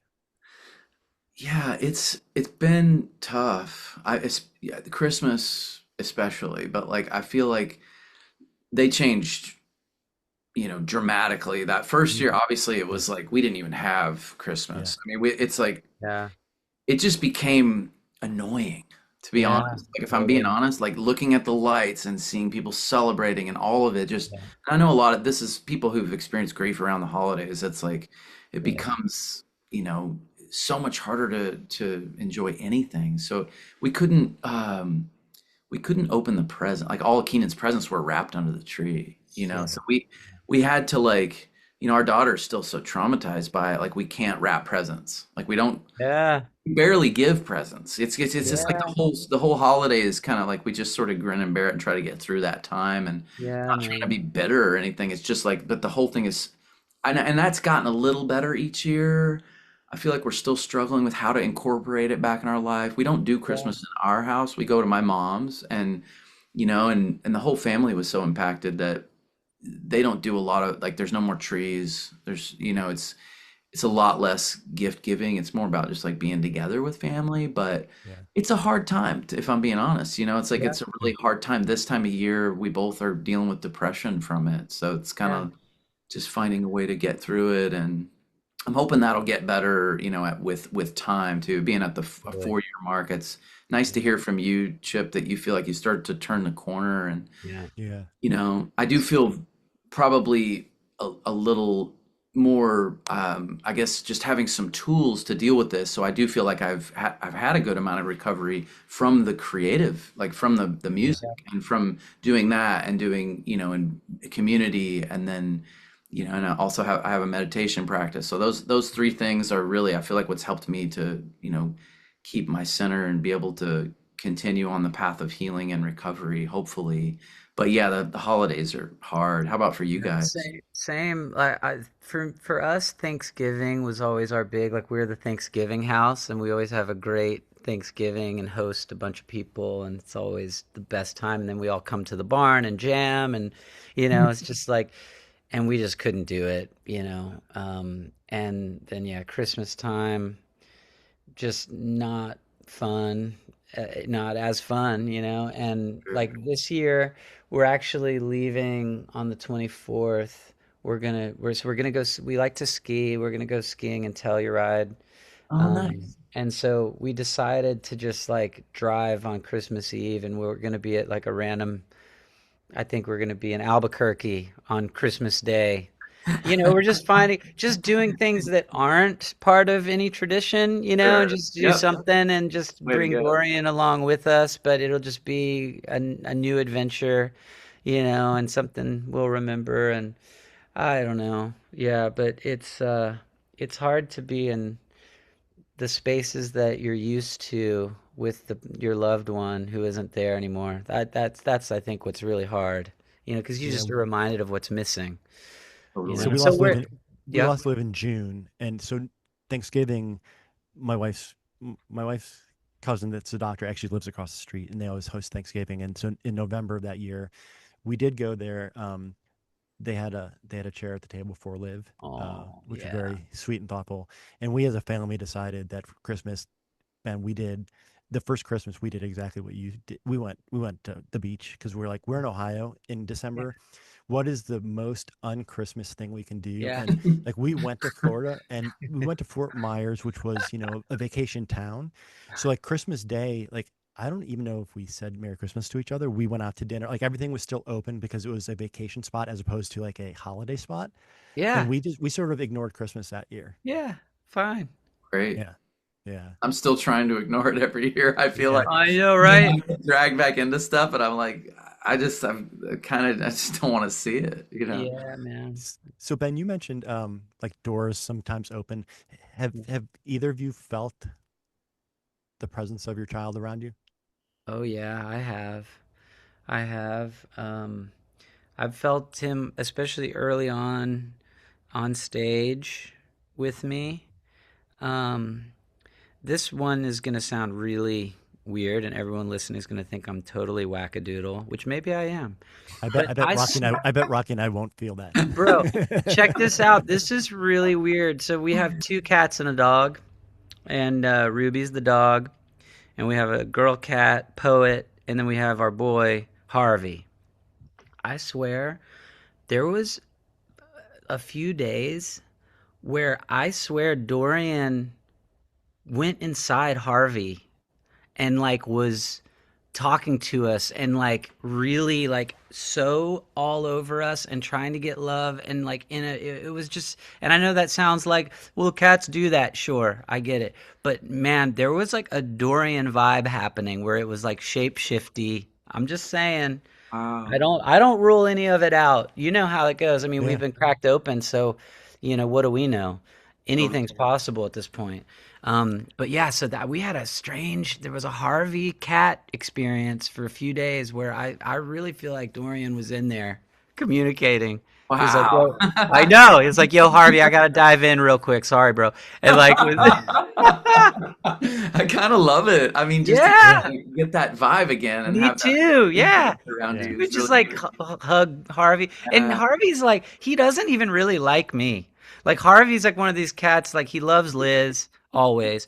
Really could care less about me, but like, he was just going around to me, Judah, Liz, like, really being like, I'm here. Like, it's Dorian, guys. Can't you see? Like, here I am. Like, so I love wow, that. that is very cool. Um, no, thanks for sharing that. That's awesome. Um, we had one kind of mystical thing happen that was kind of crazy. I don't know. I've for the same reason I hadn't shared it that much because I feel like people just probably think, oh yeah, you're woo woo or Yeah. whatever, you know. But there was so like a few days, I guess like a week before Keenan passed. There's this. He and my wife April were trying to. They wanted to redo the deck, and they were gonna put this like string of Christmas light, not Christmas lights, but like they were stars and moons, and like it's like a star string light. Yeah. Cool. And so Keenan really liked it and picked it out and wanted to get it, but they didn't order it, you know? And so a week after Keenan passed, this light shows up on our deck, and we're like, we had no idea how it got ordered, and of course it's awful, like we open this thing, you're like, oh, that's that light that Keenan wanted to hang up, and Oh, just wow. crushing. But we were also like, okay, a few more weeks went by, and we're like, I just really want to put this up. You know, Yeah. it's something that Keenan would have loved, and so we did put it on the deck, and then the thing never quite worked right. Like it was a Huh. little faulty. It was like like Yeah. cutting in and out and flickering. And I swear to God, like when we would be talking about Keenan, this thing would start going crazy and like flickering. Stranger Things. It's like Stranger Yeah, yeah, Things. yeah, it is absolutely. So we called it the Star String Radio, and Yeah. that became one of the songs that I wrote on That's the cool. album, and that's kind of what it's about. It's about this like way to communicate because friends Yes. would come over, we'd be in the kitchen, we'd say something about Keenan, this thing would start like shorting out, and everybody'd be like, it's Keenan in the lights, Yes. So Yes. it's kind of it's a beautiful, I I love guess, it. sign or connection to the other side. Yes. I You love know? it. That is that thing, like Ben, you were saying, you strip away the bullshit, and Rocky, what you were saying is that like we all got sort of hazy brains, but also not we got hazy maybe internal, but like I feel like the doors opened so I could see stuff that Yeah. like my mind wasn't able to Clearly. process. Yeah. Like we saw, it sounds so cliche, but the week after Liv passed, there was a rainbow every day, and I'm like, I don't believe in that bullshit, right? Like rainbows, that's what everybody says, but Yeah. like when I was feeling really terrible, I'd go outside and I'd be like, oh, there's a rainbow. Like Yep. it was freaky. Like it Yep. got really weird. Yep. So Totally. cool. Signs Yeah. everywhere, numbers, Yep. all that stuff. We started seeing dragons because Oh, Keenan Oh loved yeah. dragons, and that became like this thing that the all our whole dragon. family started Yes. seeing more and more images of dragons, and they'd be like, "Oh, there's Keenan. Keenan's showing up," and it became enough that that's how we put a I love it. dragon on the cover of the Suzlo album because Yes. it kind of became like a mascot for the. But to me, it's that, and then like like crows, especially too. Like we'd see like a full like so many crows when we'd go to see Keenan's bench, and there's just all these kind of signs that you get, I feel like, from the other side. Yeah. Hmm. Yeah. Um, I had somewhere to go with that, and I can't remember where it was. Signs. Have you guys heard Telepathy Tapes Mm-mm. podcast? No. Oh my God. Oh yeah. Guys, not to plug another podcast on this podcast, No, but it's I'm all about to. And you can edit this shit out, whatever. But oh my God, Telepathy Tapes, everybody listen to it. It's Okay. basically this, I Gotta think write it there's down. maybe 2 or 3 seasons. The new season just came out. I haven't listened yet, but Liz every day is like, dude, you got to hear the latest season. But start at the beginning. This woman basically has been studying nonverbal autists and who they have superpowers. Like for real, Mhm. telepathy is real and they all have similar experiences. You just go down the path of this podcast. It's mind blowing. It's so beautiful and it's so cool. And then they start talking about people that have lost children and just we're all connected. Our souls are all connected, you guys. Like it is all True. love and like it that is for real. So So this anyway, is another one of those weird moments. By you saying that reminded me what I was going to say is I that was hoping it would. That's why I just cut it right in. actually it Good. actually totally That did that because was my goal. my wife went out with her friends, 2 months in, and they went out drinking. And my wife Yeah. came home and was in tears. And I was like, "What?" I mean, obviously, we're all in tears all the time. I'm like, "But is there something really?" And she's sobbing, and it's both tears of not joy, but tears of not sad tears. And I was like, "What's going on?" And she said, "I was at a bar right around the corner from where we live with my friends, and there was another woman at another table who we kind of casually know has kids in the school, and we know who she is. But and she, this woman called one of my wife's friends over and said, "Is it okay if I go talk to Kate? I have something I want to share with her." And the woman came over and asked my wife, "Kate, is it okay if she comes over?" And my wife says, "Sure." This woman said, "I lost my father recently. I've been seeing." Um, um, a psychic or a whatever, I don't know Yes. what you call the Yes. words, and Yes. she said, when I was talking about my father, I was getting ready to leave. And the person said, "Do you have a friend that recently lost a child?" And this Yes. woman was like, "Well, I don't really know her that well, but I know somebody in the neighborhood." And she said, "I'm getting some sort of signal. Yes. I'm getting some sort of sign that Yes. she wants her mom to know that she thought it was just a headache too." Like this woman didn't know. Yes. Oh, Yes. wow. And she said, and she, something about, um, computers being broken or something like that. That was, and so Whoa. my wife and I had actually both bought new computers, and both of us were having problems booting them up. We kept getting black screens. And so again, how this woman didn't know that, No, of but course. that message was passed to tell my wife, and my wife was Yes. kind of like, I Dude. there's something going on here. Like, Yes. yeah. So a friend of ours, Lori, she talks to psychics from time to time and she set up a Zoom, which is so funny to think like a Zoom psychic meeting, but it doesn't matter. Apparently you can be anywhere at any time because that's how this stuff travels. You don't have to be in the same room, okay? Because it's time and space is all irrelevant when you're in this realm. So she had a meeting scheduled via Zoom for her daughter, who's like starting college and was very close to Dorian. They were like best friends. And so she was, suffering from the loss of Dorian. And her mom thought, oh, maybe it would be cool if she spoke to a psychic. And so the day of the meeting comes, and the girl's name is Liv. And Liv was like, Mom, I don't want to do it. And so her mom, Lori's like, all right, well, I already paid for it, so I'll do it. She's like, I'll go ahead and hop on.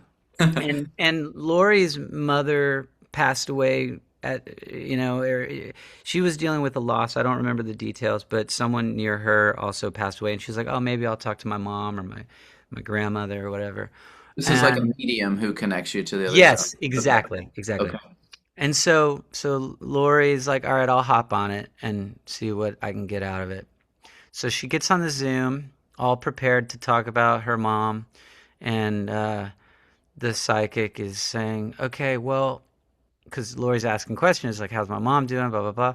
And she said, well, all good, but hey, like, there's a young boy standing next to you, and he's got long hair, and I'm seeing like the letter D. And Lori says, well, that must be Dorian.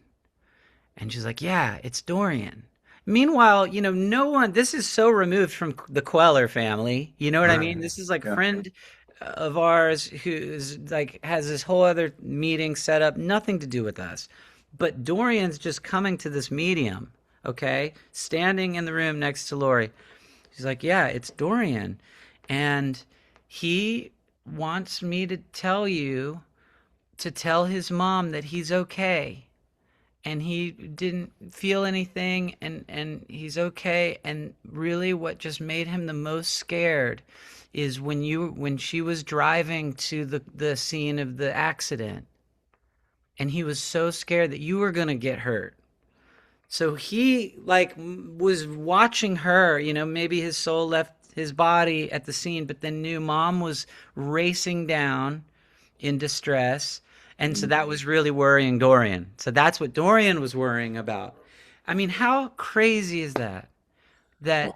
this, and so I'm a believer, Yeah. I you am know? too, Ben. Thank you so much for sharing that, buddy. Yeah. That's like Yeah. that's really beautiful, Crazy. and it's just it's so important to remember that, like, yeah, we're all Yes. connected, and of course, on the other side, I think they want us to be able to be happy again and to have a good life. And so Totally.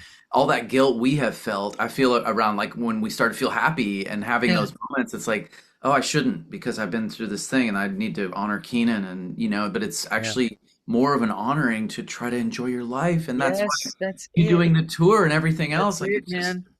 it's like let's share love and music and try Yeah. to heal and go Yep. on. And because I believe that too. I mean, I'm That's it. absolutely convinced that we, we're we're spiritual beings having a temporary human experience, There it is.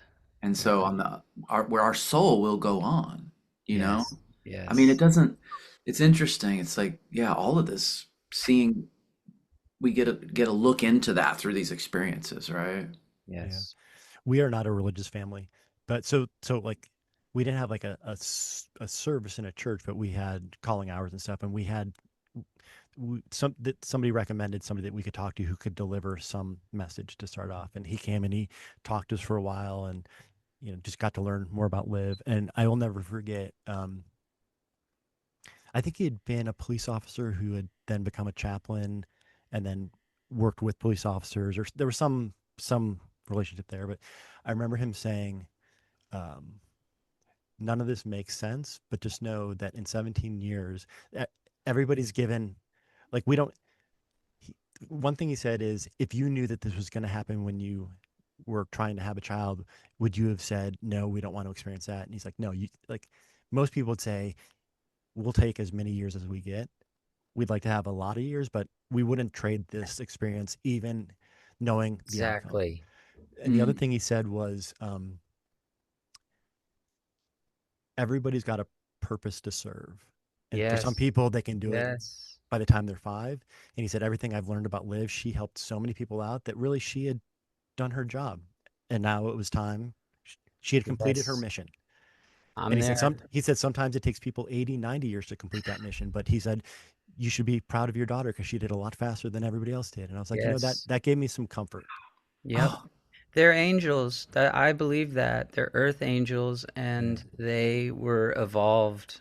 Their souls were evolved and they had to leave early because they didn't have to be here for that Yeah. long, you know?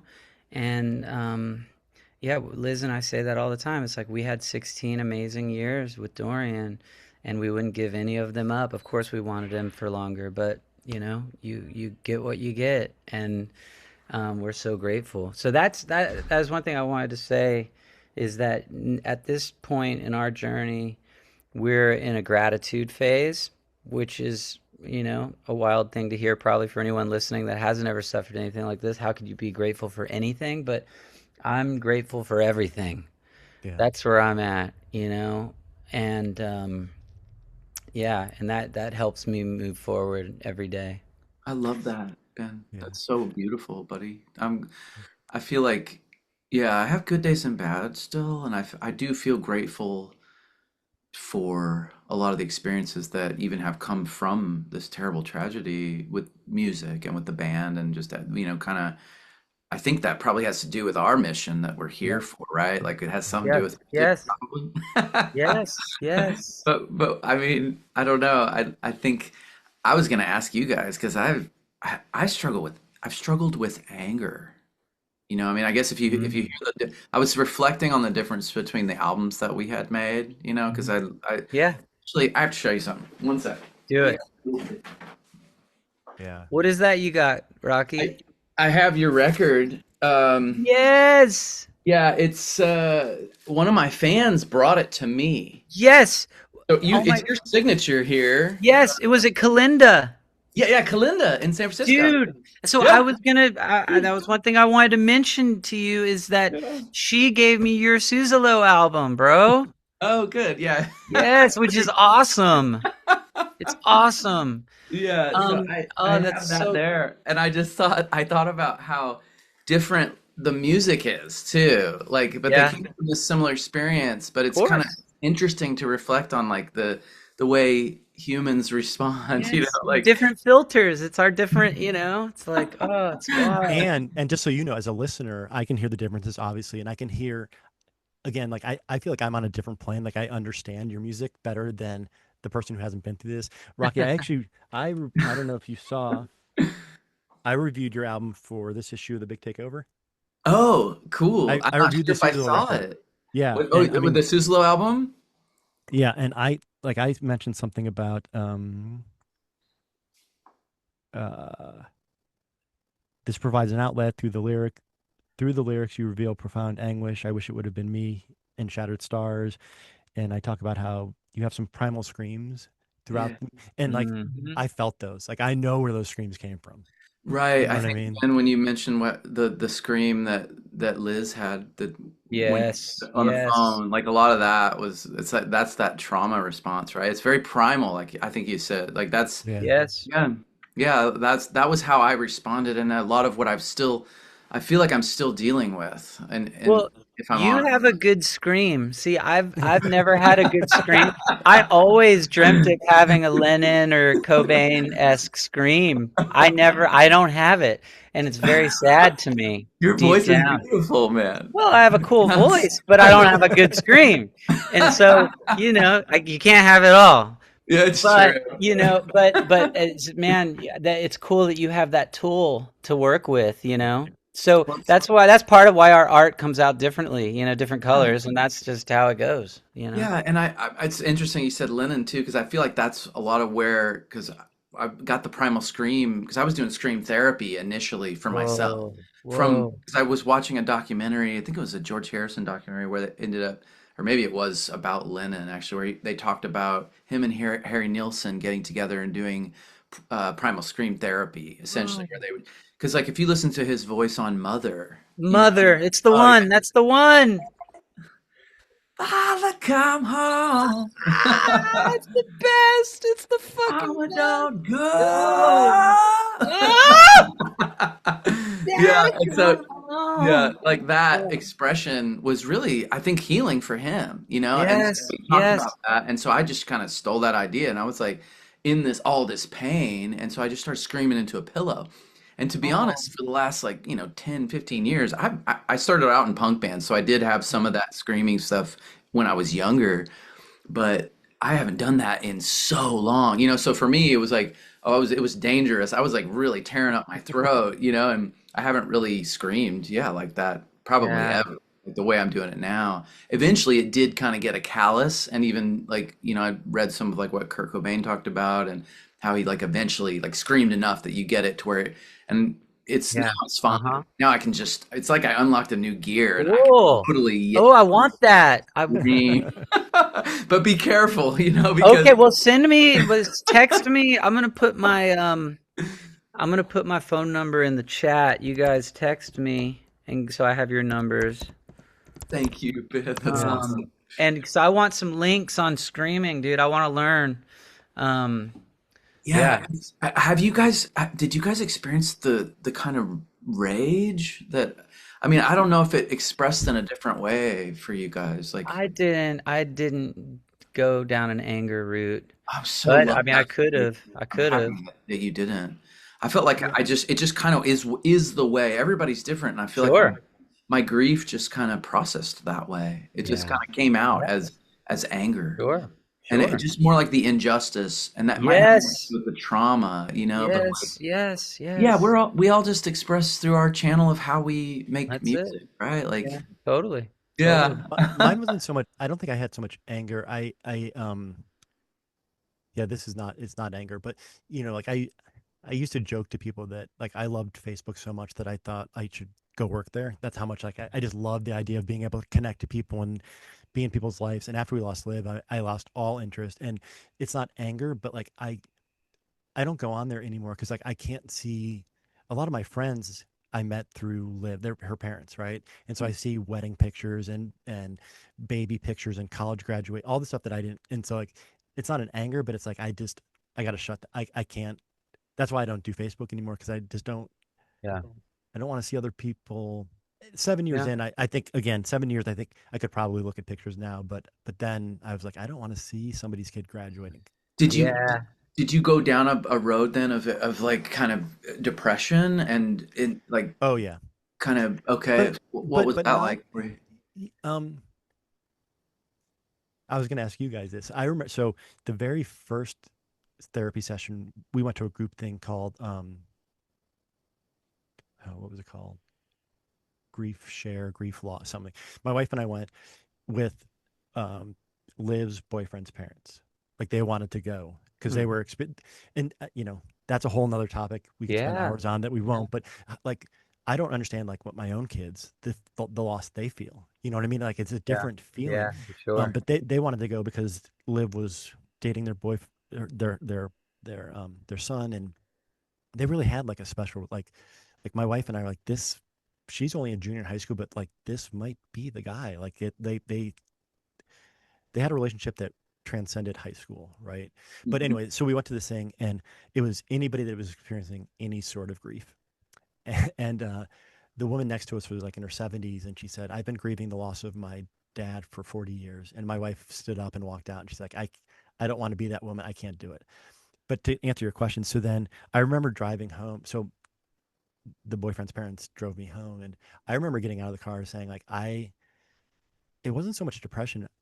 And like I said, I was wondering if you guys felt this. I was like, I don't know that I'm gonna survive this. Like I'm not gonna Mm. do anything to myself, but I don't think I can take this. I don't think I'll be here a year from now. Like I don't know how I can move on. So it was a little depression. But it's just more that like not really caring so much. Like what happens happens, and if if I get hit by that bus tomorrow, Yeah.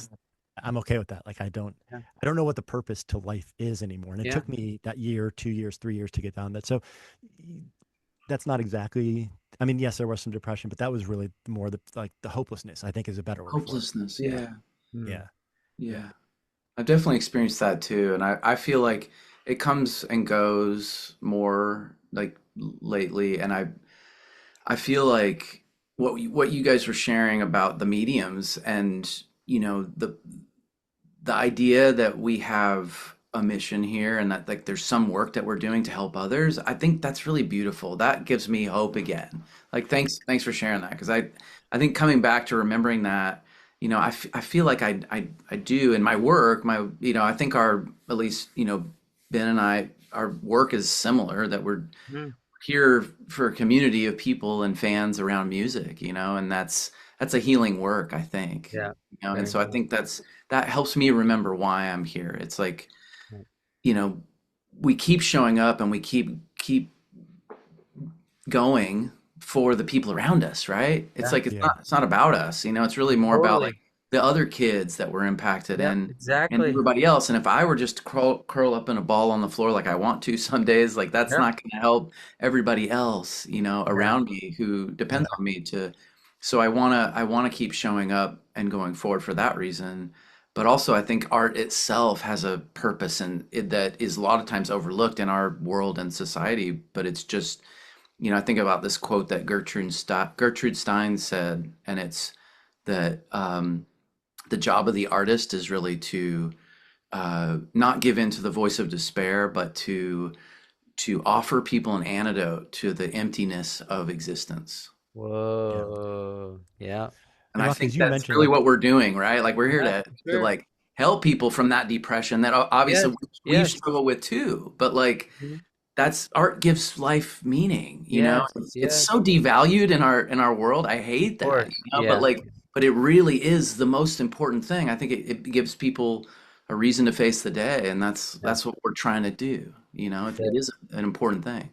and that's the thing, knowing both of your stories, I am amazed that you were able to put music out, like, and like I said, it feels to me as a listener very personal because I know your stories, Yes. and I'm sure other people get other things out of your music, obviously, but like I appreciate the both of you.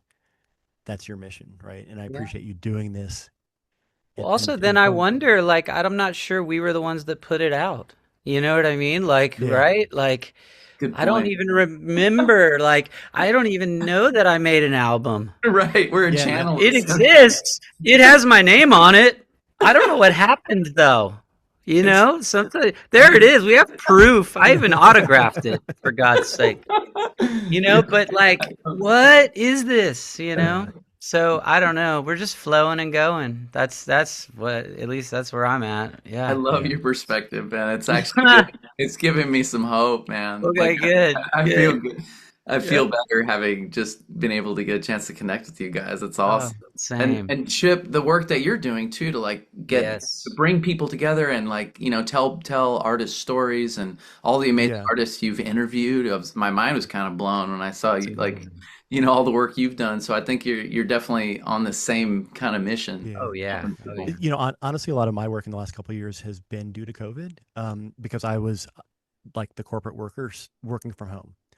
And before COVID, when I was going to interview anybody, it would have to be after hours. It'd have to be like I couldn't slip it in. When I was working at home, that actually, again, that sort of saved me, was like in 2020 during the despair of COVID. And that I would say almost I was probably more depressed during COVID than I was losing my daughter. That was more hopelessness. Depression happened when I'm sitting in this basement 8 hours a day with no lights and no windows, and like, oh my gosh, like this is. Are we ever going to get past this? I turned that around into, well, if I'm at home at 2 o'clock and I don't have a meeting, I can hop on a Zoom call, Mm-hmm. right? And so I was able to do a ton of interviews, and that helped heal me also. Like, Yeah. because I had lost interest in interviewing bands. Like I had lost a lot of interest, and this really turned it around. Mm. uh, it's super weird to. I don't always bring up losing my daughter. Like Ben, I mean, when I interviewed you, when did the last record come out? 2021, Yeah, January Circuit 2021. Boredom. Yeah, yeah, it was a COVID really album. Yeah. And like I didn't mention that I lost my daughter to you at that point, right? Like Right, it right, was very. right. I sort of picked and chose who I mentioned it to, and it was really. It was really when they were talking about. I wrote this album, and it was I was going through some grief. I lost a friend, and I wrote this song about my friend. And I'd say, well, if you don't mind, I'll tell you my story. And Yeah, it yeah, was it was beautiful and humbling, and I felt terrible, but I made some of my heroes cry. You know, I mm, interviewed like Ben from Band of Horses, and he's got daughters. And when I told him, he started crying. Maybe I shouldn't out him like that. Walter yeah, from Quicksand, when I was talking to him and I told him I lost my daughter, yeah, like I said, I appreciated that they had that empathy, that my story affected them, and that wasn't the intent at all. It Sure. just felt like a natural point. yeah. Uh, Speaking of crying, so I want to ask you one more question yeah, about and crying, and good. then I gotta say that I do have to go yeah, soon, yeah, but yeah, yeah. yeah. All So right. the story about crying. So Rocky, like I cried so much at the start. In fact, Hmm. so when we announced, so you guys are more public than I am, right? So when Liv passed, my my first, and I got all my family's permission. I was like, I don't want there to be rumors. Like high school kid passes away, every kid's gonna think, was it Yes, suicide? Was it drugs? Was it yes, this? So I yes. I tried to beat the message, and I was like, I got my family's permission. I'm like, I'm gonna post on Facebook that it was a brain injury, just Yeah, so that people knew. yes. I then would log in to see responses and condolences. And every time I did that, I cried. But going back to the feeling the burn, I had to do it. I had to make myself cry. I Sure, had to go read those. sure. And I was in tears all the time. I don't cry so much anymore, but it's weird. Like I know it's almost like an incoming storm. Like early in the day, I had this feeling. And I Mhm. know that about 8 o'clock, I'm going to cry for about 2 minutes and then I'm done. Yeah. So it's gotten a lot less. Yeah. Um, Sometimes wish that I cried more now.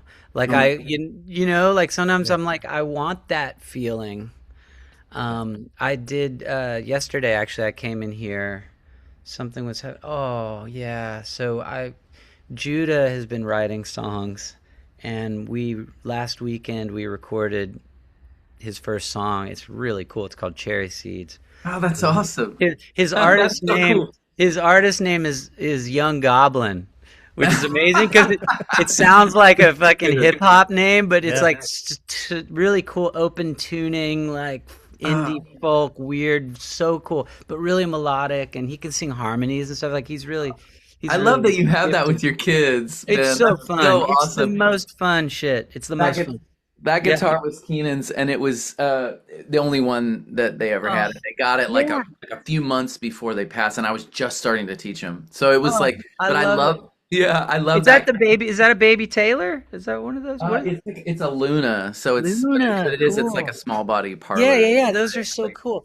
yeah, Um, well, so we recorded this song and worked on it and got it mixed and it sounded really good and we played it for Liz in the car. So we walked back to the house, got in the car and listened to it and and she was sitting up front and he was in the driver's seat and I was in the back and I was just crying, during listening to it and just thinking about Dorian. And I had the same experience with him, of like helping him learn songwriting and recording. so beautiful, And then man. I walked back here by myself and I just fell on the floor behind me, just crying. And Dorian's picture is up here above the door, right up there, Oh, yeah. so he's Wow. he's always there and I just look up.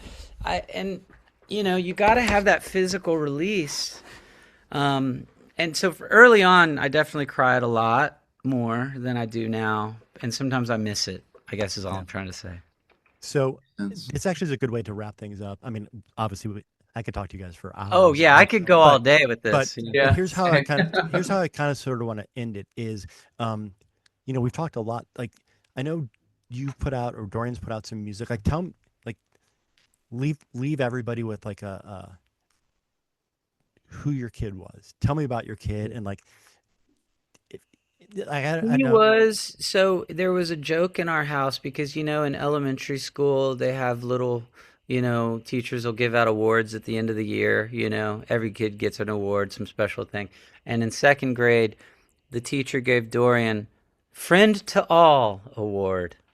And that's really, and so it was kind of a joke, like he's a friend to all, but he really was. Like that is yeah, who he became and who he was. And he knew no enemies. Everyone loved Dorian. And just like you were saying about your live, like people came up to us and they were like, oh my gosh, like, I was new to the high school and I was a freshman and like he was the only one that would talk to me and he became my friend. And I would just look, if I was ever stressed out, I would just look in the hallway for his green backpack. That yeah, was like her, like, beep, beep, beep, beep, beep, where's the green backpack? Because I was Dorian and she'd go up to him. And he always wanted people to just follow their dreams and their passions, and like he knew that everyone has a soul, their souls have a purpose, and we need to just figure out what the soul's purpose is and try to do that in this lifetime. He innately knew that. And so he encouraged everyone. His friend Walt, was one of his skate friends, was really into, videoing the skaters and was like, yeah, I'd love to make skate videos. And Dorian was like, you should totally become a videographer and just make skate videos.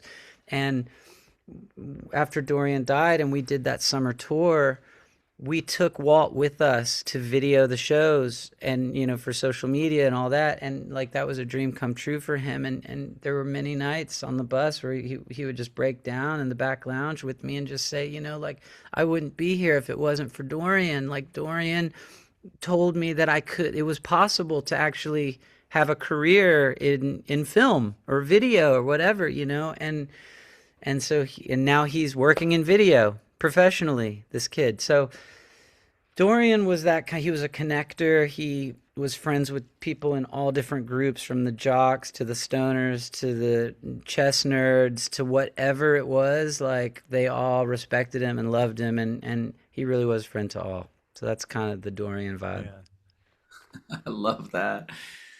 Yeah, I think that Dorian and Keenan would have been good friends actually because Sure, I'm Keenan, sure.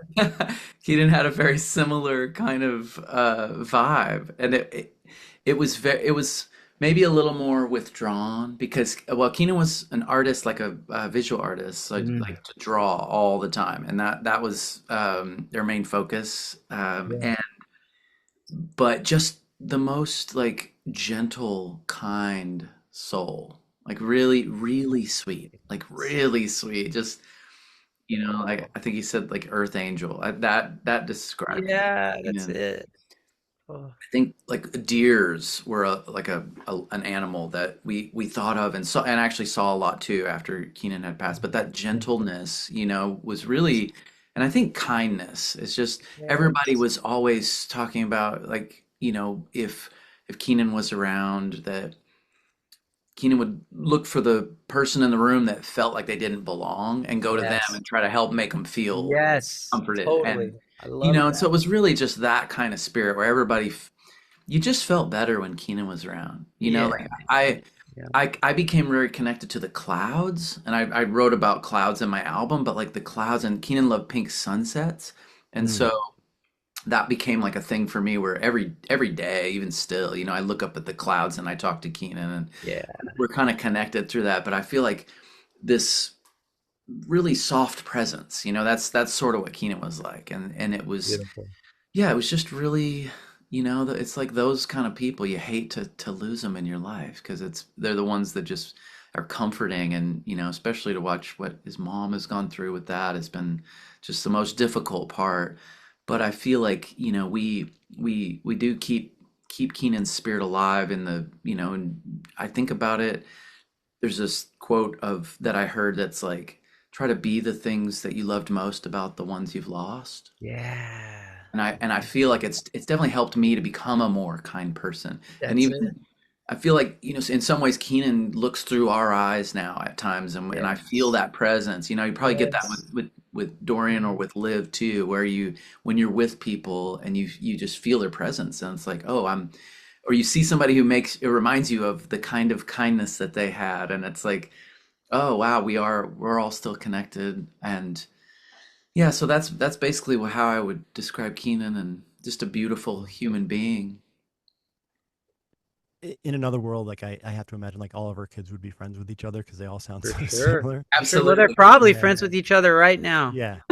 Yeah. I think so. I want to share with you guys, and I don't know if like I don't know why you would know this, but so when Liv was about 12 years old, um, I was interviewing bands, and she became a big 12. She was about 10. She loved the band Neon Trees, and she was like, "If you ever get to meet Neon Trees and interview them, can I meet them?" And I was like, "Well, I don't know if that's going to happen, but if it does, I've got this gimmick. Why don't you come? Why don't you do the interview with them, and then I can film it?" So we didn't get Neon Trees, but I started reaching out to publicists, and I was like, instead of me interviewing, there was I don't know if either of you played Bunbury Festival in Cincinnati or if you're familiar with it. It was a music festival in the about 2010. They did it for about 2 or 3 years. A lot of alternative bands, and I was going there to cover it. And I had set up like interviews with like Minus the Bear and a bunch of other bands that I can't remember offhand. Imagine Dragons, Oh, and fun. I I played pitched. with Minus the Bear last week, or Oh, yeah, awesome. Huh. And last. so I pitched it to the publicist. I'm like, can my daughter interview? And I wrote all the questions, but I made them very simple Yeah. questions, right? She did it. She loved it. She came home and she's like, I'll keep doing that. And so we did. It was her and a friend. She did 220 interviews in 2 years. That became almost like a full time side job for me. I am both so happy that those are out there. At that candlelight ceremony, what I told her friends were, she's always one click away. If you miss her, if you want to see her or hear her, Yeah. Ben, I know I've I'll, followed your journey a little bit, and I've seen the guys from Guster who I think you're friends with, and they Yeah. comment a lot. My favorite interview when we're done here, kids interview bands, Guster. you'll see Liv's spirit. That Oh. was the true Liv. Like when you watch that, it's the true. You'll really Text get. that to, will you text me that Yeah, link?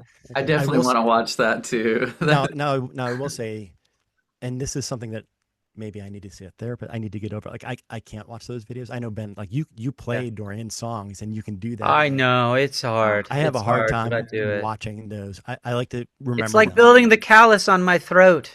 I'm Yes, just yeah, doing it for my spirit. yeah, I have a yeah. spiritual callus that he's You growing. do. I have so much respect for you for what you did for that, man. Well, Just so to close, like again, I want to thank you guys. Ah, What I used to say at my compassionate friends meetings was, I hate that we had to meet this way, yeah, but I'm so glad that we met this way. yes, And so that's how I feel. I so appreciate you awesome. guys doing this and be willing to do it, and it means the world to me. I hope people that listen to this, they get a picture. I hope that just like me when I lost Liv, all I wanted to do was listen to grief podcasts and very few about losing kids. Mm-hmm. I don't know if it's a taboo subject or if it doesn't happen that Right. often or what. And I could never find this kind of conversation. And Hmm. I craved this conversation to hear other people who had gone through stuff that I had gone through. And so hopefully this will help somebody. Yes. Thank you for making it happen. Yeah. Yes, We thank all you so appreciate much, it. Chip. Yeah, it's been awesome just getting to Yeah. hang out with you guys and talk about this stuff.